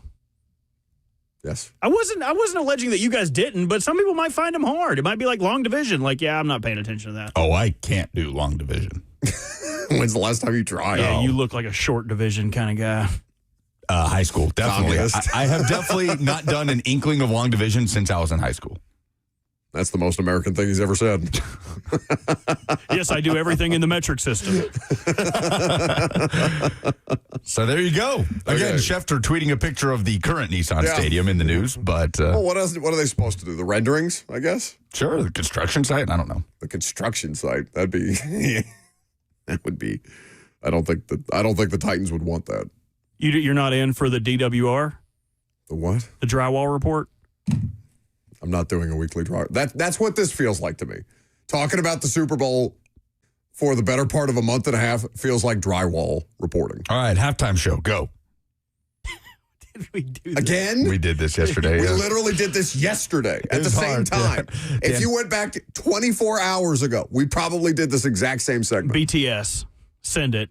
BTS in Nashville. By the way, I officially... Yeah, tell everybody this. Tell everybody, oh, mister, I won't go to a Super Bowl or a Final Four. Tell them. Will you go to the Super Bowl? I don't think you get to go to the Super Bowl. If you don't want to be around the thing, I don't think you get to go to the Super Bowl in 2030. I think you've already excluded yourself. It's too much. You'd rather be at home on the couch. I mean... Shut up. If the Titans aren't in it... Buddy, it's closer to you I could and scoot. where you live Yeah, I could scoot down than there. where we are right now off to Mumbrian. I could hop on a Lime scooter and zip down there. You're insane. For sure. If you don't go to that Super Bowl, dude, I'm going to be so pissed I at would you. love to go from a professional capacity. Yes. If we have yes. We will go. 100%. We will go. I'm not buying tickets, No, nobody's telling you to buy tickets. So I am But you would buy officially- tickets for this. I did not buy tickets for this. So as you know, my fiance's sister is a big BTS fan. Sure. And they are going with their mom to the BTS show in Vegas next weekend. They're also going to the BTS show in New York in early August. This is excessive. I know. Believe me, I know. And This is excessive. I'm not going to lie, I have no interest in BTS. But it is a spectacle, and they do have an extra ticket for me. So I have my flights. Go. I'm going to the show in New York. You should I go. bought my plane tickets yesterday. Absolutely. They were you should go. shockingly cheap. Yeah, To get to New York? It was less than $150 round trip. What? What are you flying? a hang glider. I know, right? I'm flying American there, Delta back. I bought 2 one-ways that were like $70 a pop. Are you kidding me? I know. I triple. I was checked. talking to somebody yesterday about I don't know if it was flying to Florida or something like that. And they said it was going to cost them $1,500. It's insane. To fly up to Detroit to go see Megan at this point is $300 per leg. But I was stunned. Maybe Oh it's my because gosh. I would amputate a leg. they charge by the leg. Oh, yes. it would be way cheaper to just cut your legs off for that and Yes. Lieutenant Dan the flight. It's whoop, got no legs. Free flight for life. No, you cannot make this a thing that you normalize, which is trying to either handicap yourself or pretend to be somebody who is dealing with disability. I'm just saying, if I get a cheaper flight, I'll do whatever it takes. I am going to Europe in a month, and I can feel it. Remind you're going. Where are you going again? Germany and Spain. Oh, nice. You'll be there during the World Cup. That's going to be awesome. Yeah. It's my uncle, who I'm going to see, is probably not going to want to go to a World Cup thing, but I'm going to go to a World Cup thing. Oh, yeah. You have to go to. What is he like? Watch it in the streets. He's a doctor, or was a doctor. He's retired. Very nice. Yeah. What kind of doctor? That's a good question. I don't know. I should know that. You don't know anything about your family. I don't know anything about anybody. I don't care. He was a doctor of some sort. I genuinely don't care. Of chiropractics. No, it's like when you go to a family function. Why I don't go to family functions anymore? Let's have the same conversation we had at Christmas last year. How you doing? Are you dating anybody? Who you seeing? This, that, the other. All right, next. Oh, you make me sad, buddy. I'm perfectly happy. to make you sad. Nashville hosting Super Bowl. It's official. Okay, good. So we can move on from it, but it's a very cool thing for this town. And I think Nashville is going to crush the Super Bowl. It's still the best draft host city.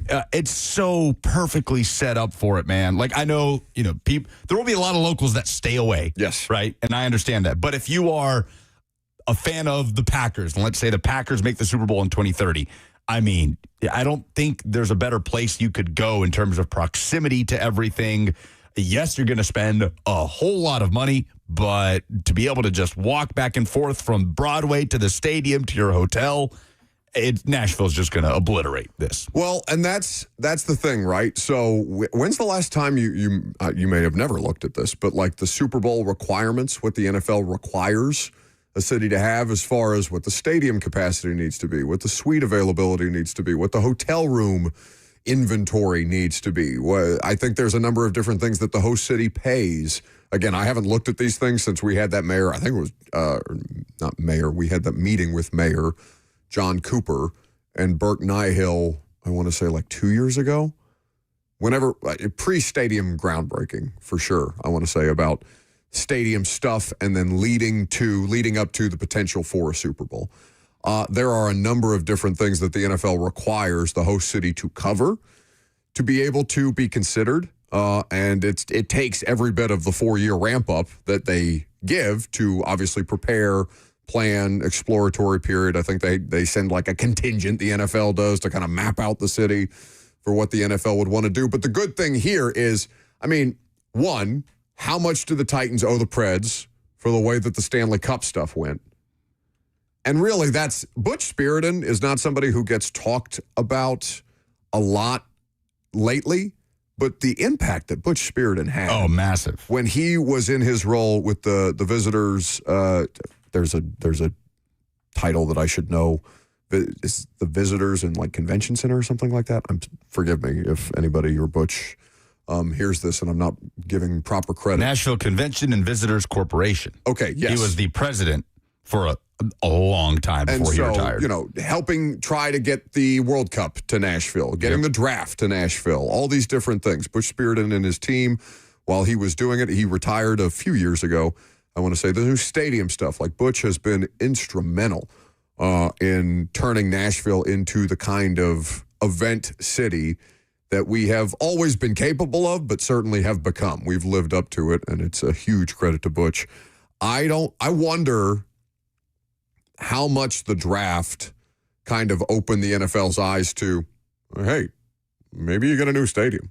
Maybe we do a Super Bowl here in a couple of years. This looks pretty cool, the whole Lower Broadway thing. And they still show highlights of the Nashville draft every year they host the draft, right? And maybe that's just because ESPN wants to make sure that they get their best stuff on TV. But I think New Orleans is still going to end up being the best Super Bowl city because they have experience doing this event so many times over. And there will be some kinks in Nashville doing it for the first time. But, I mean, they didn't even have that many arrests or incidents on Lower Broadway that entire weekend for the draft. They killed it. We killed it as a city. And the people responsible for putting on such events did a great job. So, one, how much do the Titans owe the Preds for how good the Stanley Cup looked in 2017? Yeah, that came before draft. Yeah. I don't think the draft happens without that. And you don't get the Preds thing without constantly hosting CMA Fest. Yes. I think. And downtown Nashville understanding how to best maximize that situation. So it's a chain of events. Yes. And the Super Bowl feels like the culmination. I mean, what's a bigger event in American culture? Not even sports, just generally that Nashville could host. Robert, you would tell me if I'm off base on this, but is wrestling even comparable? Like the biggest WWE event? Comparable, yes. Because it's an international thing, WWE. Like, to me, the answer would have been World Cup games. Yeah. In terms of viewership and eyeballs globally on Nashville. That's the only thing that I can think of that legit you could definitively place higher that would have more attention than a Super Bowl. I think WWE might be up there. Yeah, like the biggest event of the year. Because, again, you're talking about international interest. I'm telling you, Lucas, being in Paris and going to that thing, I could not believe the Roman Reigns chants and stuff like that in an Olympic stadium. They packed it out. It was nuts. And Nissan has hosted WWE events. Yeah. Two completely different metrics of views here, but the Super Bowl averaged 125.6 million viewers across the U.S. platforms. Wait, I'm sorry, what? Not million, billion. It says million. 125 billion? What are you talking about? Oh, I'm sorry. I heard 1.25. No. 125.6 million. Okay, got it. But there are not even 1 billion people in the United States. How in the world would that work? This the WrestleMania feature is including all of their views across the show and social media platforms. So WrestleMania 42 generated 1.3 billion video views. Okay. So not comparable because it's including social media, which is tweets, TikTok, Instagram, all of that stuff. But if it was just broad views, it says that the YouTube content accumulated over 1 million hours in the 14-hour weekend viewing time of WrestleMania. Yes. And what has WWE done at Nissan? SummerSlam? Brock Lesnar, Roman Reigns. It was a great match. The match where Roman Reigns drives the tractor down, lifts up the ring, sends Brock Lesnar tumbling. They did drive a tractor in there. It was cool. No, it was a great show. Even though it was a lot of the Titans players went, right? Because the stage setup was it looked like the Garth Brooks concert. Have you ever been to a Garth Brooks show at Nissan? They do like that center stage thing instead of putting it in the back of the end zone. I'm sure other acts. I think Metallica may have done the same thing. Albert Breer just tweeted, thought this was pretty crazy. Right now, the Nashville metro area has approximately 62,000 hotel rooms in it. By the time Super Bowl 64 is played in February 2030, that number will be 80,000. Yeah, I mean, think about it. They have to be able to accommodate it. Not to mention the Tesla tunnels. Have you guys seen that? Where they're trying to – don't ask Kirby about it. Kirby's like, this will never happen. Oh, I thought Kirby would be for it. Oh, no, he does not. He does not see the viability in this actually. He's like, that's straight bedrock. There's no way you're going to be able to make you know Kirby. You know Kirby. Kirby literally one time explained to me why the soil in Indiana and Illinois looks the way that it does. Oh, yeah. If you ever want to know the tax information for grocery items, I learned all of that at the Combine. Start throwing your house up on Airbnb, folks. I mean, would you? Well, you don't own. No, I don't. No, I'll do it though. Can I do that under the table? Just not tell. Yeah, you have to say not in front of a microphone. In your contract, there should be something about subletting and whether you are or are not allowed to. What they don't know. You know, oh God, I would not. In any contract I put together for renting my house out in North Carolina, it is immediately a no-go on subletting because you have no control. You lose all control. I do not. I'm just saying, for the folks out there that are homeowners, that maybe you got a condo and you got somewhere to stay, man, throw that thing up for $1,000 a night or something. Get a whole gang to come to the Super Bowl. Oh my! I mean, even in a non-Super Bowl world, my buddy has one in East Nashville. He makes $10,000 a month. Yeah. It's just gross, and I don't know what he nets actually after you know. I'm sure there's some level of maintenance that has to go into those things on a regular basis, but I don't think I could Airbnb my house. I would not like that. Depends on how much money we're talking. Beyond that, the Titans OTA, are we calling it non-tent? Robert, because you feel like you're very informed as a Ravens fan, even though practices have not been open to the media? By the way, it was unanimous. 32-0. It has to be. If they're open, who's going to be the one? Who hates Amy the most? The Texans? The Texans voted it down. Well, not and to your other point, like not even about the Ravens as much as like I enjoy reading OTA practice reports. Okay. I like seeing where people are stacked up at, where it looks like I'm in deep fantasy leagues where I need to know third stringers or whoever. So I kind of just, when it starts and it's a week like this where there's only 6 of them, I try to go through and read everyone's practice reports who are getting the good claims. And you can read a Steelers practice report, a Ravens, a Vikings, a Dolphins. And then I just went to the Titans like, oh, yeah, I forgot they're in OTAs too. And I didn't see anything. The only thing I saw was like a depth chart that was put out. And I was curious as to why they aren't putting out practice content the same way that other teams are. And I didn't know if you knew what the I didn't breakdown talk to Jimmy about it. What I will say, and again, it's not my place to speak on what Jim Wyatt's job responsibilities are and obligations and things like that. I know that we are not open. We get 3 open practices as external media ahead of mandatory minicamp, and then I believe all 3 days of mandatory minicamp are open, or at least if they may do 2 days and then like take them to Topgolf on the 3rd day or something like that, right? So I don't want to speak on Jimmy and what Jimmy is or isn't doing right now. What I will say is that I know that things change over there every time they hire a new staff. Like there are different rules and regulations. So that may or may not have impacted, and again, I have not spoken to Wyatt, so I don't want to speak out of turn. Jimmy may text me and be like, no, that's not the case. And that's fine. But there may be a situation where the new coaching staff has come in and has greater restrictions on what they would like publicized at this point in time. You are dealing with how many former head coaches? Gus Bradley, Robert Saleh, Brian Dable, and theoretically Bones Fossil, who was an interim for a handful of games with the Rams. So how Saleh, how comfortable Saleh is or isn't, we do have significantly more media restrictions as external media. Jimmy works for the team. So I am also surprised because usually you would see some level of OTA reporting. Now, Robert, I will tell you personally, Jimmy also may have made the choice to not do that kind of stuff while we aren't allowed to be out there because Wyatt has done this job and is oftentimes overtly respectful to the rest of us to not create an inherent disadvantage as somebody who used to be a beat reporter. I don't know that that's the case or not. I just know that Jimmy is very considerate when it comes to stuff that he can do that the rest of us can't, and to not make sure that to make sure he's not ruffling additional feathers if he doesn't feel it's necessary. So I don't have a good answer for you, but those may be some of the answers. Let's talk about A.J. Brown and Jalen Hurts and what seems to have been the fallout as A.J. Brown prepares to be traded to the New England Patriots. I'm Buck Rising. It's 104.5 The Zone.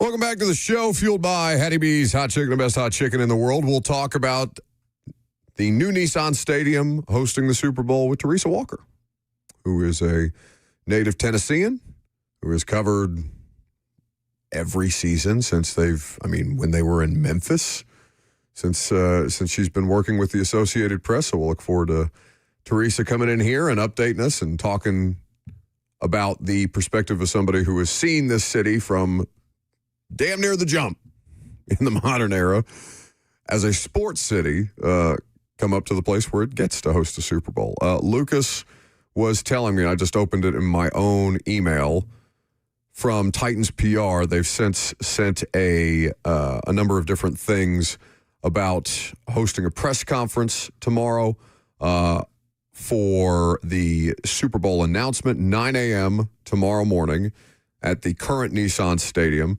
And there will be availabilities at the end of the press conference. They're not saying who. I assume Burke Nihill, certainly. I would be stunned if Amy's not there, but I can't imagine Amy Adams Strunk would be made available. If you wanted to make Amy, would this be the time that Amy Adams Strunk takes questions when they're celebrating a Super Bowl situation? I mean, I know that's more a media fixation than it is a fan fixation at this point. Definitely. But, who knows? I mean, there are statements out from Amy, from Burke, from Governor Bill Lee, from Mayor Freddie O'Connell, from Bill Haslam. And they're also going to do a Super Bowl community celebration on Lower Broad tomorrow night at 7:30, where there will be live music, a drone show, brief fireworks, and special guests. It is free and open to the public. Okay. So you can look forward to that if you are interested tomorrow night at 7:30. This is from, let's read Amy's statement, shall we? Quote, "We are thrilled that the new Nissan Stadium will host Nashville's first Super Bowl in 2030. This is an exciting moment for our city and our entire state. We cannot wait for our community to experience an event of this magnitude and for the world to see the energy, hospitality, and culture that make our city so special on a global stage. Thank you to Commissioner Goodell, my fellow owners, and the Nashville Convention and Visitors Corp. For their partnership throughout this process. We look forward to bringing an unforgettable Super Bowl experience to Nashville together."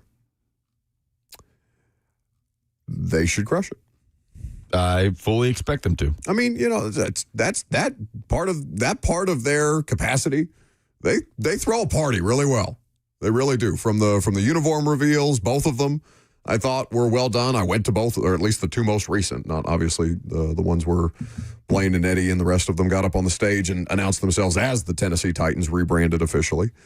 But they do these things at a very high level. And again, that is a huge credit to, as Amy is attributing credit to the Nashville Convention and Visitors Corp for helping facilitate all these things. Surely there hasn't been an instance where, barely a quarter century after becoming an NFL market, that market has hosted a Super Bowl. Because we're not 30 years, right? No, we're just over 25. We're going on, I think, 27. And less than 30 years after becoming an NFL market to host the Super Bowl. I mean, surely. That's a good question. Surely that's the quickest it's happened. Not Dolphins, not Falcons, not Saints. You may be onto something. I would not know that answer off the top of my head, but that feels like a fairly safe statement. Do we want to talk any more about A.J. Brown and Jalen Hurts? I don't know. You got anything else on it? I mean, it's a little TMZ-ish. No. I do, only in the sense that you brought something else up that was not TMZ related around A.J. Brown, and that Howie Roseman is at least going to attempt to shop A.J. Brown to other teams that aren't the New England Patriots, and you brought up one other team. The Jags. Yeah, the Jags. James Palmer. That feels like a notable. Formerly of NFL Network, was on the Kay Adams show, basically saying Howie Roseman is willing to shop A.J. Brown to other teams, not just the Patriots. It feels like he has almost exclusively been talked about in relation to the Patriots. I don't know what A.J.'s market is. I think they can probably squeeze the Patriots the most for draft capital for a receiver who's not too far away from 30 years old and who has, shall we say, some eccentricities with his personality. I don't think they're the biggest problems in the world, but you know what I mean. This is a good shout by Razzleland on the F&M Bank chat. Jacksonville did host a Super Bowl in 2005. Not long. I mean, what? A decade after Jacksonville became an NFL market? Okay. That is kind of crazy. Well, I mean, it's in Florida. They don't have to have a dome. Don't have to worry about the dome. Yeah, there's a lot of different things. So it was still a fairly new stadium. Still, though, that's just quick. They were founded in 93, hosted a Super Bowl in 05. Okay. But yeah, AJ potentially ending up on the Jags. Like, we have not considered a single other possibility other than AJ Brown playing for the Patriots next season. Yeah, no, and not even remotely. So I do think that element of it, whatever the fallout between AJ and Jalen Hurts is, that is the TMZ part, right? That's not necessarily important to anybody but them. I know there will be some interest in it, especially because you hate to see something like that. They were very close. So if there's something that's caused a falling out. But this does have a sports element to it. I mean, I don't know how much you pay attention to Kevin Durant at all, Lucas. Like his commentary after he left Golden State. He's obviously a very online person. He regularly responds to criticism on social media, which means he's very aware of criticism.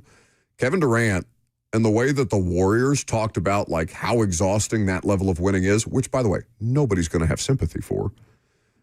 But I wonder if there's not some level of that. Warriors were obviously winning at a higher clip, winning regularly championships. Philadelphia has 1 or 2 now. But this one most recently with this core of players, I don't know if the strain and strife of Philadelphia, the pressure of that organization, the pressure of that fan base, the pressure to win constantly, it's never good enough there no matter what. Even if you win, you have to win decisively, and that's a tough thing to do in the NFL for an extended period of time. I hope that hasn't impacted, or that's not at the core of what's impacted them, because that would suck. But A.J. Brown as a Jaguar is not something I've ever thought of, and I don't know what that looks like. I don't know what his market is. I wonder what his health is like. How bad do the Patriots need AJ? They need him bad. I mean, what is their wide receiver room right now? It's not great. I know that they are shopping Keyshawn Boutte for a 5th or a 6th round pick. Diggs is out. He was productive last year. Matt Collins still under contract. Romeo Doubs they signed. Yeah. But they did draft one. Who did they draft? Oh, I can look probably quickly if you give me a second. What do you want to know? Patriots wide receivers. Like who they have currently Kyle on the Dixon. team? Well, yeah. They drafted 2, right? That sounds right. Hang on. I've got their draft here. They drafted at wide receiver. They did not draft a wide receiver? Yeah. I mean, they added a ton of dudes in free agency. I mean, we talked about Romeo Doubs. Who else they signed? No, I'm thinking of the Eagles adding Dontavian Wicks. If that's what the genesis of this conversation is adding A.J. Brown or not. Yeah, they have to. They need A.J. Yeah. Kyle Dixon was a UDFA that they picked up from Culver Stockton. Sure. They don't really have to. Like, they've got 5 guys who can play. But they're talking about getting rid of Boutte. If someone wants to give them a pick. Sure. He was he was a 6th round pick or something like that, 7th round pick? Yeah, because he had what? Was it a gambling situation with him too? I don't remember if it was gambling. It was some off the field thing, but I don't know. I mean, I think that's kind of like if you guys want to wet our whistle because we are going to do this. But, I mean, they got Kyle Williams, who they drafted in the 3rd round last year, Demario Douglas, who, I mean, Pop has been consistent for them. I think they have guys enough to make it work. Like, they don't need world beaters. But if they're going to get A.J., I think the room only looks better. And it would make sense to get rid of Boutte. Yeah, they need him more than the Jags do, though. Like, they may need him more than any other team in the NFL right now for the – That would be, I think, considered a weakness on the Patriots roster. If you're looking at things that would crop up and bite them in the ass. I mean, at that point, who's the best receiver on the roster? Dobbs? Yeah. And he's not overwhelmingly. I mean, he hasn't been super consistent across his career. I know he got a decent payday, but nothing crazy. He's like a mid-level wide receiver. I mean, they're in the same boat that the Packers are in, or anybody else that employs a bunch of 2s and 3s and doesn't have a dominant one. Like, and I wouldn't say that the Patriots game is necessitated on having an incredible wide receiver room. Like, Drake May is going to get guys open with his eyes. They have the run game. They have Hunter Henry. Game. Yeah, like that's their game isn't predicated on being able to beat you deep or get guys open immediately. But again, that doesn't answer my question of who else is there going to be a bidding war for A.J. Brown? I'd be surprised by that at this point in his career. He's expensive. He's aging. He's opinionated. And he did not look right last year, beyond just effort stuff. Like, he just didn't look good. Didn't look super healthy. It's his worst season. I don't have his Pro Football Reference up, but it's definitely one of his worst seasons, if not his worst statistical season. We can talk about new information on the Brendan Sorsby situation because I have strong opinions about the NCAA. Shocking to no one. Coming up next.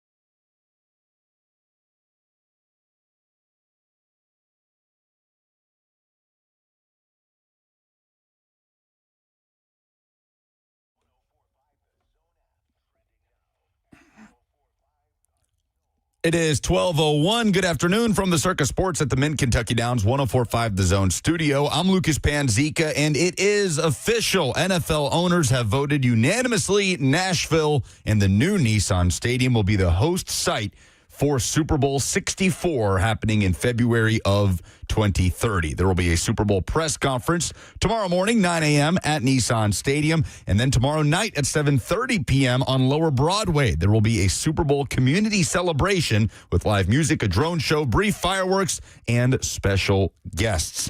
In the NBA playoffs, the Western Conference Finals began with a thriller. The Spurs beating the Thunder on the road 122-115 in double OT in Game 1. Victor Wembanyama, 41 points, 24 boards, and 3 blocks. Tonight, the Eastern Conference Finals get underway. In New York, it is Cavs versus Knicks at MSG. Tip-off is at 7. No Stanley Cup playoff action tonight. Last night, the Montreal Canadiens survived in overtime of Game 7 to beat the Sabres 3-2 and move on to the Eastern Conference Finals, where they will take on Carolina. SEC baseball tournament underway today in Hoover. Both Tennessee and Vandy in action in the opening round. Vanderbilt scheduled to take on Kentucky. That's coming up in 1 hour. The Vols set to face South Carolina this afternoon at 4:30. For all your foundation repairs and waterproofing needs, visit USSTN.com. Breaking news at once on your home for the Titans and Vols. This is 104.5 The Zone.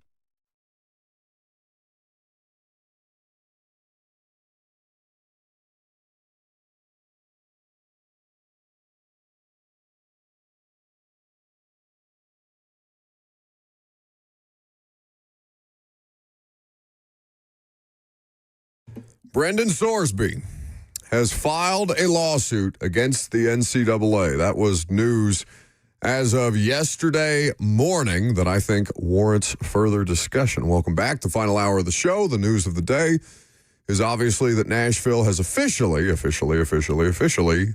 been named the Super Bowl 30, so season 29, Super Bowl 30.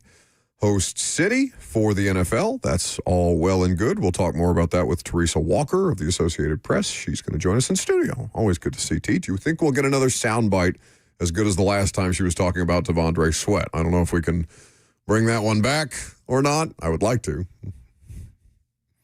T can talk about this feat of hosting the Super Bowl better than any of the three of us can. Everybody looks don't get Rex scared. Ryan excited. Everybody looks very scared. And she can talk about a lot of things. I have questions about, it's not the news of the day certainly, but what in the world is going on with this Preds GM search that started before anybody else did in the NHL that was replacing a general manager and just seems to have no update, no direction? I'm sure other teams have hired GMs, right? The draft's not that far away. Basically everybody. It just doesn't make any sense. David Poyle again. I mean, funniest, it would not be funny for Preds fans, but like most ironic possible outcome is David Poyle's just like, all right, I'll do it again. Anyway. A note before we move on. You made your own no this week. Jackson Smith and Jigba are receiving the wrong award. Yep. Ari Myrov just put out a statement. The NFL has acknowledged it made a mistake with Jackson Smith and Jigba's Offensive Player of the Year trophy and is in the process of creating and shipping him a new one. Quote, like the teams he played against this year, we know how great of an offensive player he is. We just had trouble spelling it. That should not be a quote from the league source. That is bad. I think he's trying to make a joke there, but it does not land. Come on. I thought what they would do is say that the teams know that played him, the best offense is a great defense, and maybe just don't give a statement. Maybe just don't give a statement. Maybe just say our bad. We'll send you a new one. Roberts was better though. So does that mean Myles Garrett gets the Offensive Player of the Year award? That would be funny. Just switch him out. He's like, I think they got the addresses mixed up. Unbelievable. Brendan Sorsby's filed this lawsuit now officially. So he's the Texas Tech quarterback, just to refresh the story if you don't fully remember or aren't super familiar. I don't know how you couldn't be, but still. As a Indiana football player, he was he wasn't playing in these games. I believe he was a redshirt at the time, but he has, and since admitted to betting on Indiana football while he was a member of the Hoosiers in 2022. So again, before they got good, pre-Kurt Cignetti. It also details in an affidavit attached to the lawsuit the games that he did bet on while he was an active player, or while he was a redshirt player, rather, for Indiana football. He did enter a gambling addiction treatment center and has been documented to, what was he betting on? Like, it was every pitch or something like that, of like balls and strikes of Reds games. We're in there. Pretty granular stuff. There's, at a level, and in fact, I thought I saw something else this morning that caught my attention, or somebody sent us something that caught my attention, as to other things that he was gambling on. Again, Turkish basketball, Romanian soccer, obscure doubles tennis matches, and Nathan's famous hot dog eating contest. Okay, so the question was posed to you and I by this person. Do we agree this would be the definition of a gambling addict? And I would say, no, that sounds like my buddy Larry, who may be a gambling addict. I'm not sure. But, like, I know a lot of people who bet on this stuff, too. So I think that, and maybe the normalization of that is a problem. But, I mean, do you know anybody that bets with that kind of frequency? Because I know. Not like that. Not like that with that sort of obscurity. Larry was betting on marble racing and, like, women's Taiwanese basketball. During COVID. During COVID. The Korean baseball, he was betting on that. So, like, that struck me as, like, yeah, he bets more than your average person, probably, but I know a lot of people that do bet that way. That may make them gambling addicts that just haven't called the hotline. But if Brendan Sorsby is checking himself into a residential treatment program, I'm not pushing back on any of that. It's been a huge problem for him, clearly, personally. So, like, that's where this starts. Sure. It is a massive personal issue that you hope, has not done too much damage to Brendan Sorsby financially, his relationships, all of these things. And again, recommend people seek help that are dealing with similar situations, because people are dealing with it across the country with how widely available it is now. But so the lawsuit is filed in Lubbock County Court. Going local. Obviously, Texas Tech located there.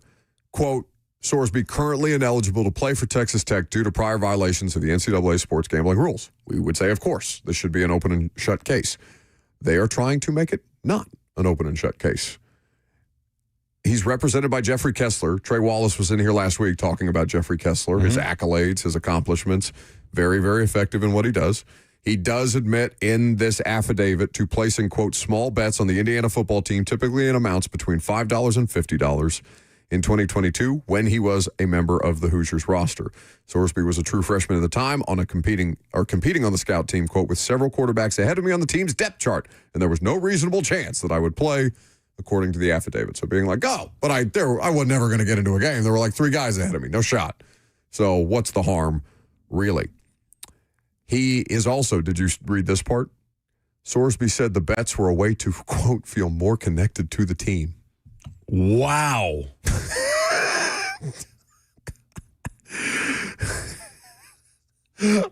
I mean, wow. I have heard plenty of ridiculous legal defenses. That is one in my lifetime. That is, but saying that something to say. But saying that betting on the team is a way for me to feel more connected to my teammates and feel more connected to the in-game experience. I mean, he's not wrong. He'd probably be pissed at some of his teammates if he bet an over and under they didn't hit. Just wanted to up the stakes. I mean, come on. He can't be granted any additional eligibility. If you even give him half a season, a quarter of a season, 2 games, if you give him a snap, you immediately fold the NCAA and we find another governing body, because this is a joke. No, this is where it's at some point, man. Where's the line here? Oh, the guy this is the line. Openly admitting to gambling on his own team when he was a part of the roster. The guy who needs to feel more connected to the team by gambling on the team. This is the line. I absolutely hope he gets the help he needs, but no. I'm going to choose to believe that Brendan Sorsby is not going to play another snap of college football. I'm going to choose to believe that. Texas Tech's going to try and fight it. They want to win. Yeah, they want to win. They want him to play. To be quite honest, their season kind of goes out the door, and the money that they've spent on this roster and last year that they spent on the roster for those players that are returning, if Brendan Sorsby can't play. Brendan Sorsby had Texas Tech as a bona fide Big 12 championship contender, which, of course, they won last year, and as a contender to once again get to the college football playoff. I don't know where they fall in the tiers of the Big 12, but it's not at the top where they are with Brendan Sorsby as their quarterback. The question remains about the supplemental draft, right? But I don't that think seems there's to have any faded. question. There's no shot the NFL is going to greenlight this dude to enter the supplemental draft. Now, to your point, I have not heard a definitive update. He has a little over a month before the deadline to apply for the supplemental draft. But, I've heard zero noise. Zero shot. The NFL cannot have him anywhere near their stuff. I know. I mean, Tom Pelissero was on the Rich Eisen show a couple weeks ago saying that if Sorsby goes into the supplementary draft, then he says we're going to have the highest drafted supplemental draft player in decades. Yes. Because there's a lot of things to like about Brendan Sorsby as an NFL draft prospect. He cannot be allowed to play. He cannot be allowed to participate. Yeah, there's no way. In either of these sports. Not yet. I mean, at least as a pro, not yet. And I get that, like, icing a kid out for something that would be considered an addiction that he's trying to seek help for, I really don't want to come down on a place where I'm completely unsympathetic to addiction, because this is an addiction. It's a real problem writ large in our country right now. Not just Brendan Sorsby at 23 years old as an active college football player, but I'm sorry. You simply cannot have that.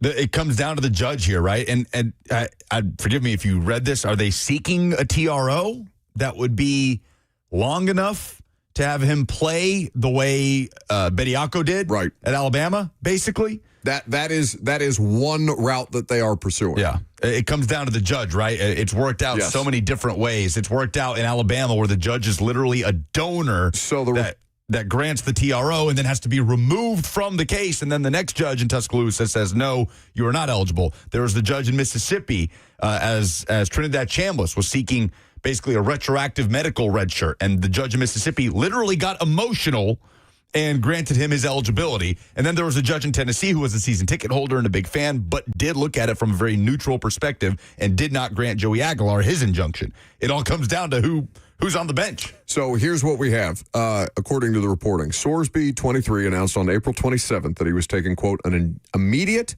indefinite leave of absence from Texas Tech football to enter that residential treatment program for the gambling addiction. The lawsuit's timing stands out because of the NCAA investigation timeline. Typically, with eligibility investigations, the school must first determine whether an athlete is ineligible, which the lawsuit claims Texas Tech did promptly. After the NCAA opened its investigation on April the 27th. Once that decision has been made, the school can request reinstatement from the NCAA on behalf of the athlete as part of what is called the NCAA's Student Athlete Reinstatement Process, SAR. The fifth-year senior quarterback is circumventing that timeline in a sense, seeking a court-ordered injunction to have his eligibility reinstated due to concerns over how long it could take the NCAA to deliver that final reinstatement ruling and the timeline of the NFL's supplemental draft. He's like, hey, I got to make a decision. Let's get an immediate injunction here because the NCAA could take a year, potentially plus, to determine whether or not this is something that they're going to do. He's trying to take it out of the NCAA's hands. This could be the case that brings down the NCAA. I mean, truly, what's the point? Yeah. If he gets cleared to return for a single game.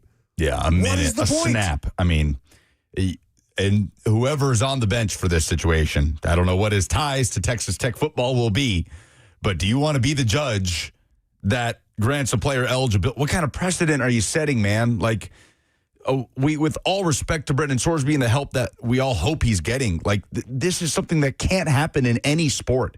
In any sport. Well, you cannot set any precedent of a player gambling on the sport that he's playing, on the team that he plays on, and continue to play in that sport. It can't happen.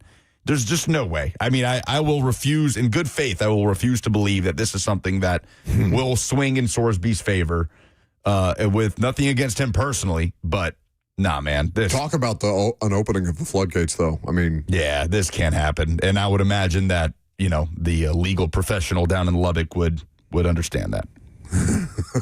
So, putting a lot of faith in that Lubbock, Texas courtroom. Yeah, I mean, look, we've seen like the Homer, the Homer judges with these rulings, but like the one in Tuscaloosa, yes, it's a bad look. He's a donor, and they literally had to remove him from the situation. But that's just different. It's so far below. And Trinidad Chambliss, for what it's worth, had like legitimate. I think he had some things to back up that he should have gotten a medical redshirt at Ferris State. Like, yeah, the judge was an Ole Miss fan that got emotional when he granted it to him, but there was something to back that up. All of those cases are so many levels below what we're talking about here, where it's like, nah, man. This is the ruination of any semblance of collegiate sports that remains. Yeah, it can't happen. Teresa Walker is in studio next.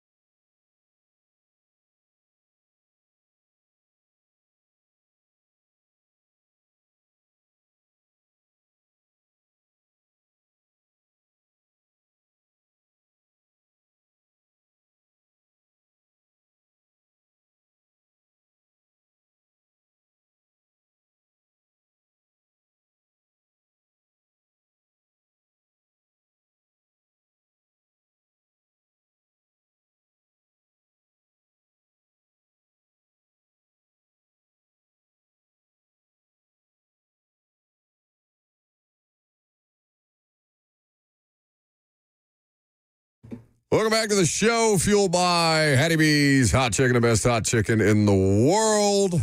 Teresa Walker, the Associated Press, here with us. Good to see you, T. Well, hello. I tell you, nothing's going on in town, is it? A little busy today. Well, is it? Because I know, the slowest. 4 years, it's a hurry up and wait situation. Absolutely. It's been like a glacier. We knew it was coming, and it was just, somebody finally pronounced it soup in Nashville in 2030.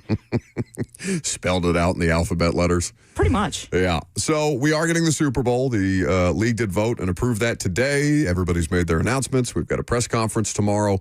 For the audience who heard that we did say there's a press conference tomorrow, but not who was going to be speaking at the press conference, Amy Adams Strunk is not in attendance, or at least not listed in attendance at tomorrow's press conference at 9 a.m. Burke Nihill, a number of representatives from the league, the president of the Nashville Visitors and Convention Corporation, and Jim Nance is emceeing the press conference tomorrow. So we will have that, but no Amy Adams Strunk, it seems, Teresa. Hello, friends. I mean, it's what I go back to where would it be nice to hear Amy on this? Absolutely. I mean, to bring a Super Bowl to the town. I'll just go back a little bit. I helped cover the whole Nashville Yes campaign to get a team to Tennessee. To be here on this day with the announcement of a Super Bowl coming to Nashville, I remember when it was insane that this town would get a pro sports team. And now it's, we've got the Predators, we've got MLS, we've got this, we've got a second stadium opening next year for the Titans. And the draft was, they'll never give the draft to Nashville. What are you talking about? Now, and then it became a Super Bowl. And now we have that coming for all the people who are like, well, it's not big enough. It's not this. It's not that. And Nashville, as they were saying in Orlando, they caught the bus. And, now they get to show everybody what Nashville is. And then I circle back. Amy likes to allegedly hire people and let them do their jobs. In this case, they're doing that because they went out and delivered a new stadium and a Super Bowl to Nashville. I mean, at this point, Bud couldn't have done it. She did it. She had the people to do it, and now it's get out of the way and let them do the show, and maybe fix that football product. I was going to ask you, though. There is that. What if we went back in time and talked to a burgeoning journalistic talent in Teresa Walker covering the Titans coming to Nashville? Up-and-coming scrappy journalist, yes. Teresa Walker. And always scrappy. And no doubt, that's not gone away. And we told that version of Teresa Walker that in less than 30 years, this town will be hosting a Super Bowl. What would you have said? Not a surprise.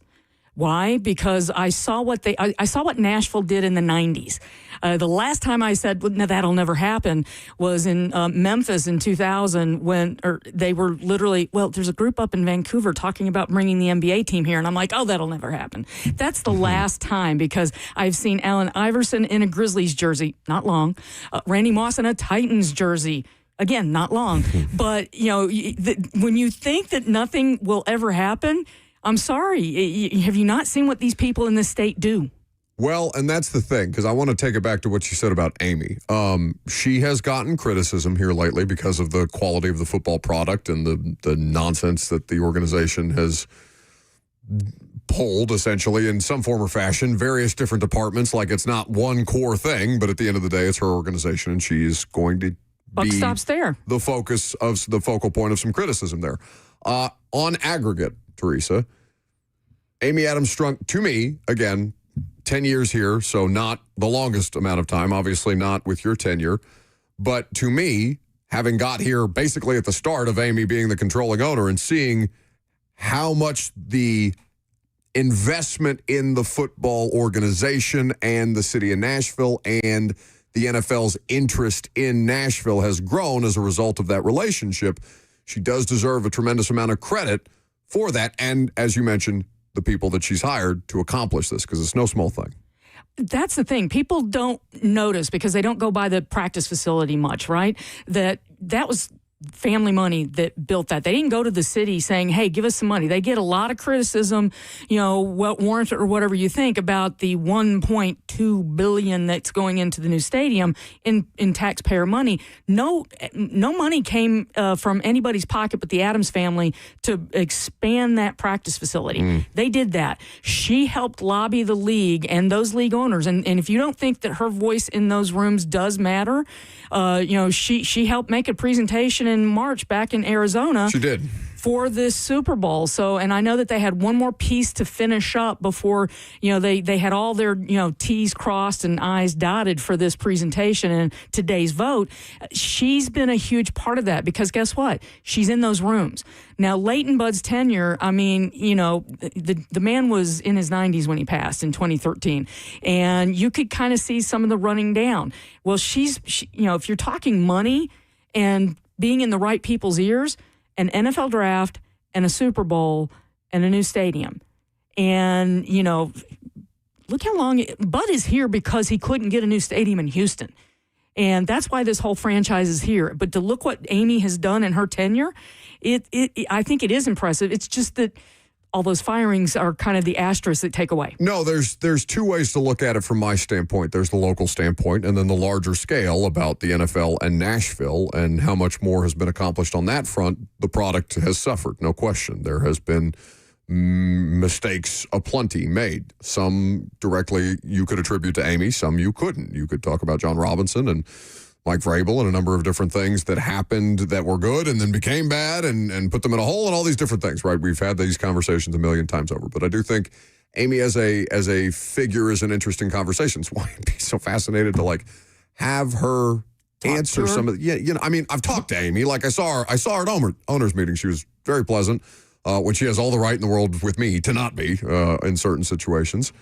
But I did hear while I was at owners meetings, Teresa, that from a number of different people around various NFL clubs, that her presentation, she did a part of it, and Burke Nihill did, I think, the bulk of it, was very well received by everybody in attendance, and just the general excitement about Nashville as an NFL property. People love this city.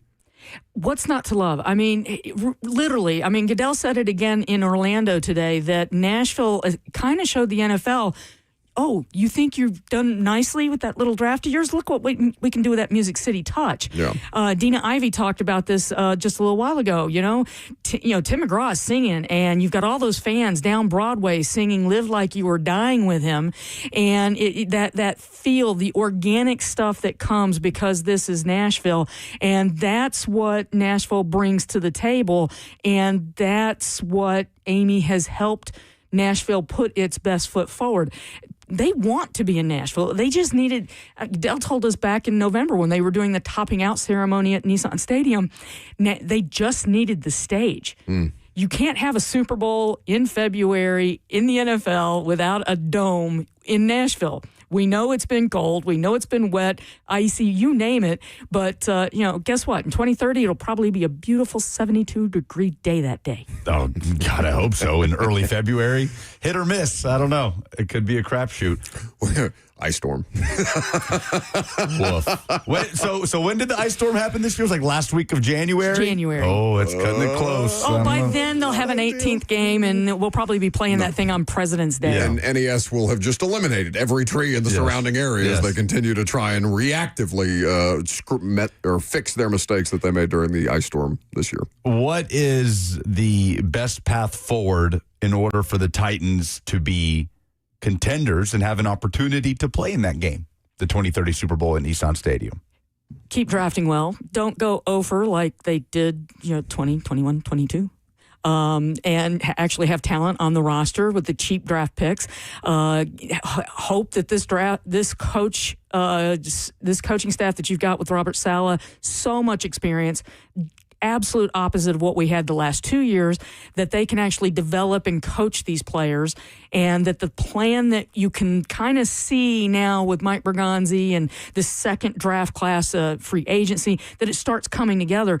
Let's face it, 2029 season, Cam Ward should be the starter. This should be a team that is thriving. We should be talking about who's getting second contracts and things like that if you make the right steps. Titans had things going, but but you cannot whiff on 3 straight first round, second round, third round draft picks. 3 straight drafts. Exactly. That's where this went into the ditch. And for all the blame that Amy Adams Strunk gets, I mean, let's just not forget that, this is the NFL. You do it with talent. Yes. Without question, Teresa, but I do, I'm not like there are a number of different people who have also been empowered on Amy's behalf to make decisions, some of whom are obviously no longer here. And the churn has been constant and consistent in these last 4 years. So again, I don't know necessarily how much to put at Amy's feet other than to say this is her organization and that what comes, with the accomplishments, there are also plenty of reasons for criticism, again, on the lieutenants, essentially, that she empowered, because to do a lot of these things, to the people that as you mentioned, that she has assigned to do these jobs and, delegate, essentially. She's the owner. That it all comes on her. Yeah, no, absolutely. I think that the other situation that I need to ask you about, because Lucas brought this up, and I just had honestly forgotten about it. What the hell is going on with the Preds GM search? They said they were going to have somebody by the draft, and it's like, well, to be fair, that is in June, but it's like, oh my God, June's almost here. It feels like June's like 2 weeks away. Well, for all the people worried they were going to go for Tom Fitzgerald, he's been sitting there. So the fact they haven't just announced him and gone forward tells me that they're trying to overturn, all the rocks, and it just feels like it's somebody coming from a team, Carolina, that is still in the playoffs.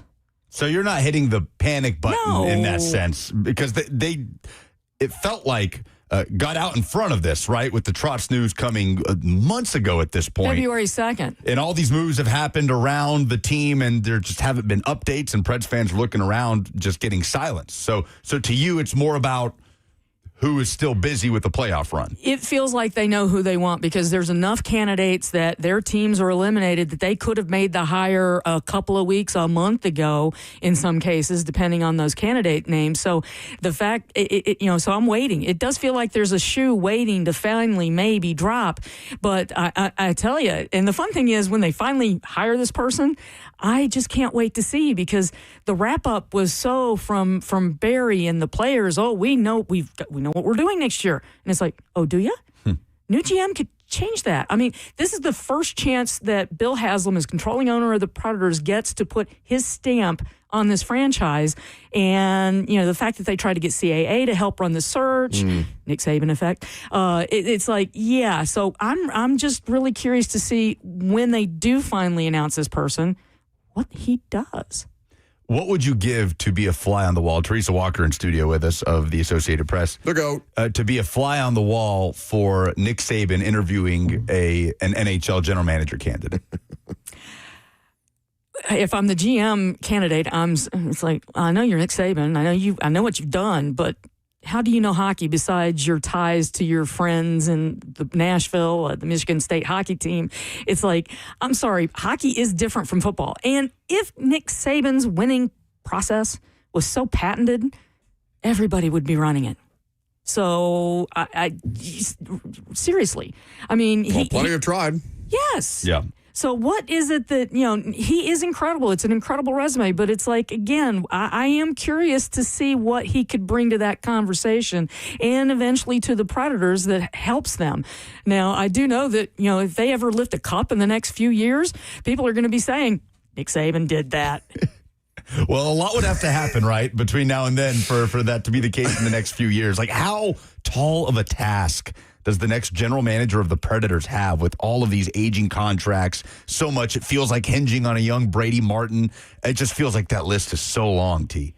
Well, one of the first things I want to see this new GM do is, what do you do about UC Saros? Because there's still 7 years left on that contract. And oh my God, I still wonder why did you do that deal? He's not Pekka Rinne. He's, he was a one-time Vezina finalist, and it's been downhill since. So if you can unload that contract and, work on figuring out who's in net, then, that will satisfy a lot of the fan base, I'll say. Teresa Walker, always good to join us in studio when she has the time. She's very busy, of course, covering all sports for the Associated Press. Given that your reign, for lack of a better term, is the state of Tennessee in its entirety. Nashville SC is the best team in the city by a mile. They seem to, or at least, how much time are guys expected to miss, Lucas? I know there's a number of different dudes who are missing time for a variety of different injuries. Eddie Taxeth and Patrick Yazbek, the core of their midfield, expected to miss the rest of this portion of the year, basically through the World Cup break. Okay. Sam Surridge, there maybe could be, it's been touch and go with him. Maybe we see him Saturday. I don't know.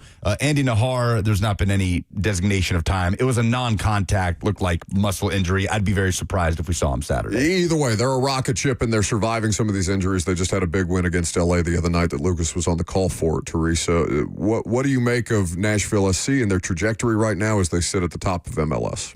Well, they've been competitive essentially since they started, but this seems to feel it is different. I mean, they've got more scoring options, and so that's allowing them to survive these injuries. I mean, you're wondering, like, well, this guy's out, this guy's out. Honey is Honey, and he does Honey things, with a hat trick. So it's like that, I think, is going to allow this year's team to go as deep as they want, and I won't be surprised if they're playing, for the championship at the end of this season. That's what I'm expecting. Sorry. Will you be doing anything covering the Japanese national team being in Nashville during the World Cup? I will be there. There's the open session on June 8th at Geodis. My plan is to be there and see what we can do.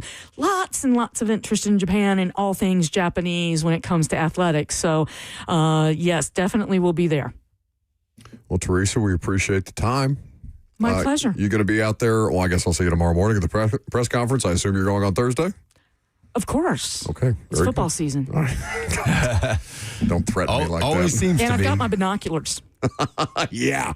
Well, that's a very 1% media restriction problem, but yes, less than ideal. I'm lucky that my phone has a literally times 24 zoom to be able to get faint images of the rookies at the other side of the field. Either way. Last call for phone calls. If you got them, we'll Love wrap you, up the T. show. I love you so much, T. Love you too. You basically begged for that one. I'm not going to count it. I'm Bucker Isaac. It's 104.5 The Zone.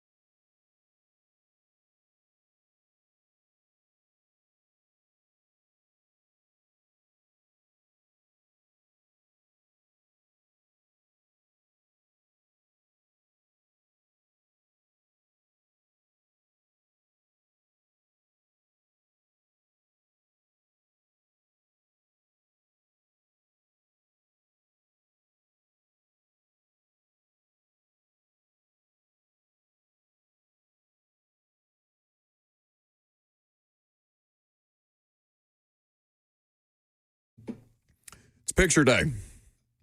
We all have pictures after this. Apparently, they've been doing them all morning long. Where are we going?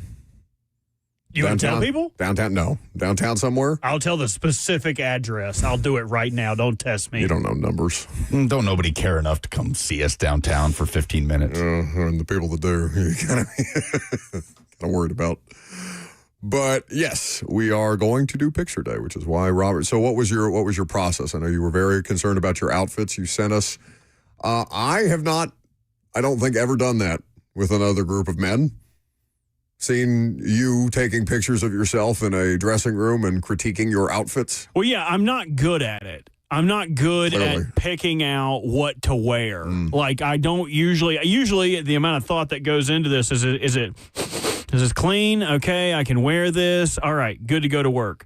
But one, I hate the way I look. Two, I don't like the way I look in clothes. So I was like, okay, which one of these makes me look the least lame and fat? And I told you looked least fat in that tan one.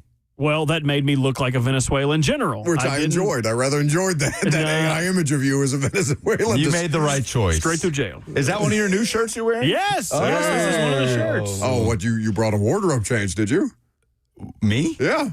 No. Or you just... he's wearing a shirt that he bought yesterday. Oh, okay. Yes. This is the one that Cheyenne would say make my eyes look the prettiest.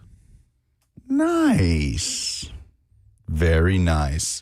How do we make a mockery of this whole thing? Like, what do we do? I'm not taking a single serious picture. We have to take one. No. I hate that I'm the guy doing this. I literally hate taking pictures, and I'm going there with someone who's like, we're not going to take any real pictures. We have to take one real picture, because if we don't take one real picture, they'll never use a picture with me involved in it. So you need to take one good one. That's why you want this. I have enough pictures of me. I'm good. Yes, they'll keep using the fat one of you. That's what I want. Yeah, I feel like that should be your motivation. You were fat when you took those pictures. So you get non-fat ones. No, I'm not. Well, so, okay. What was that? Is that a shot at me? No. Dude, I'll take a picture with my whole ass belly out. I'll rip every button off of this shirt. No, I do not care. I think, okay, we will do one serious group picture, and the two of you can get headshots, because I don't imagine that I'm sure Lucas probably has a headshot. I don't imagine you have a headshot. I would rather be shot in the head. Okay. With a rifle. It does not matter to me. I hate pictures. I am going to marry someone who takes an inordinate amount of pictures, someone whose mother, oh my gosh, I have never been forced to take more irrelevant pictures that are going to sit on someone's phone since CJ was our on-site tech at an event. Her mother. I want to know what he does with those pictures. Her mother will take so many. Oh, no, let's get a picture. We are literally about to walk into Home Depot, Sandy.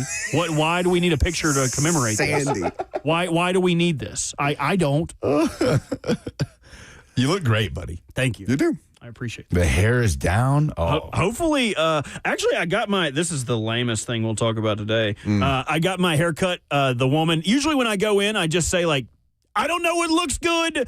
Do whatever you want. I am your clay. Whatever they say in Ghost with Patrick Swayze, like, mold me.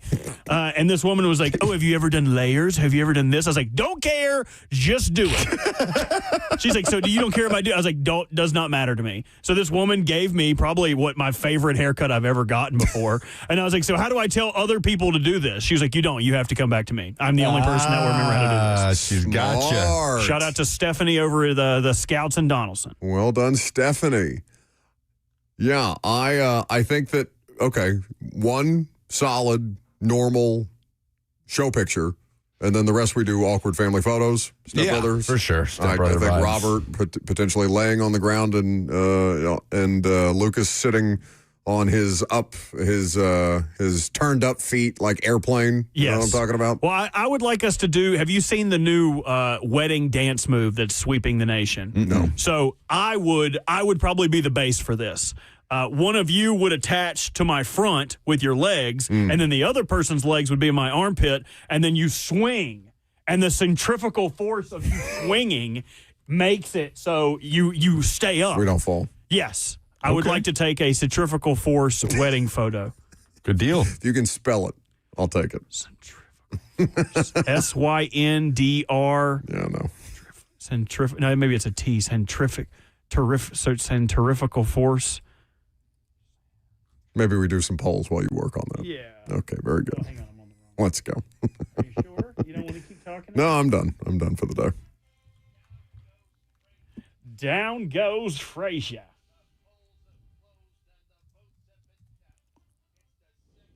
Oh, I was so wrong.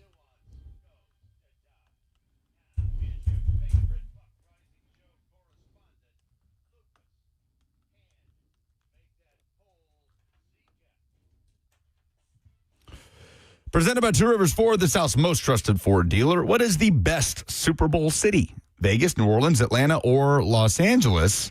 50% say Vegas. Second most votes go to New Orleans, then Atlanta, then L.A. New Orleans is the correct answer. Going to be Nashville soon. Should the NCAA immediately disband if Brendan Sorsby regains any eligibility? Yes or hell yes votes. Hell yes votes are split 50-50. Yeah, hell yes. Who is less patriotic? Robert, who famously said he refuses to support the United States men's national team this summer at the World Cup and would rather root for someone that will win. Or me, who has never said such a thing. And we'll be voting for someone who can actually win. And claims every other country, really, but the United States. Oh, that's so American. No, I'm sorry. So because the United States is not a contender to win the World Cup, you will not root for the United States. So I assume when the Ravens move on from Lamar Jackson and are no longer Super Bowl contenders, you'll be a Steeler. So we will operate under that premise. Who is less patriotic? Very narrow edge goes to me. 55% say Lucas. No, that can't be possible. That is who is less patriotic. Was the poll. That's what I said. Right. Okay. Okay. I'm making sure you're not saying more patriotic. Oh, it was me. You're pre-mad about the results. Are. Well, you okay. Are. Oh, God forbid someone besides Buck is pre-mad about something. Yes, that's right. All right, Steeler fan. All right. Arsenal fan. The two of you have to take pictures together after this. I'm not doing it. I'm not going. I'm not going. You have to go. You got your brought hair a nice done. new you shirt. bought a shirt. You have to go.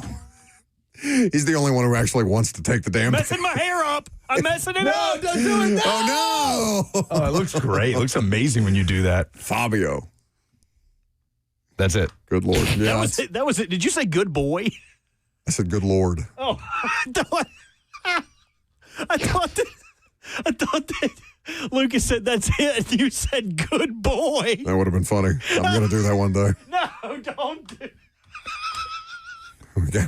that. Tripped me up. I was like, whoa. That's a good boy. Whoa. I think we've all been good boys today. Yes.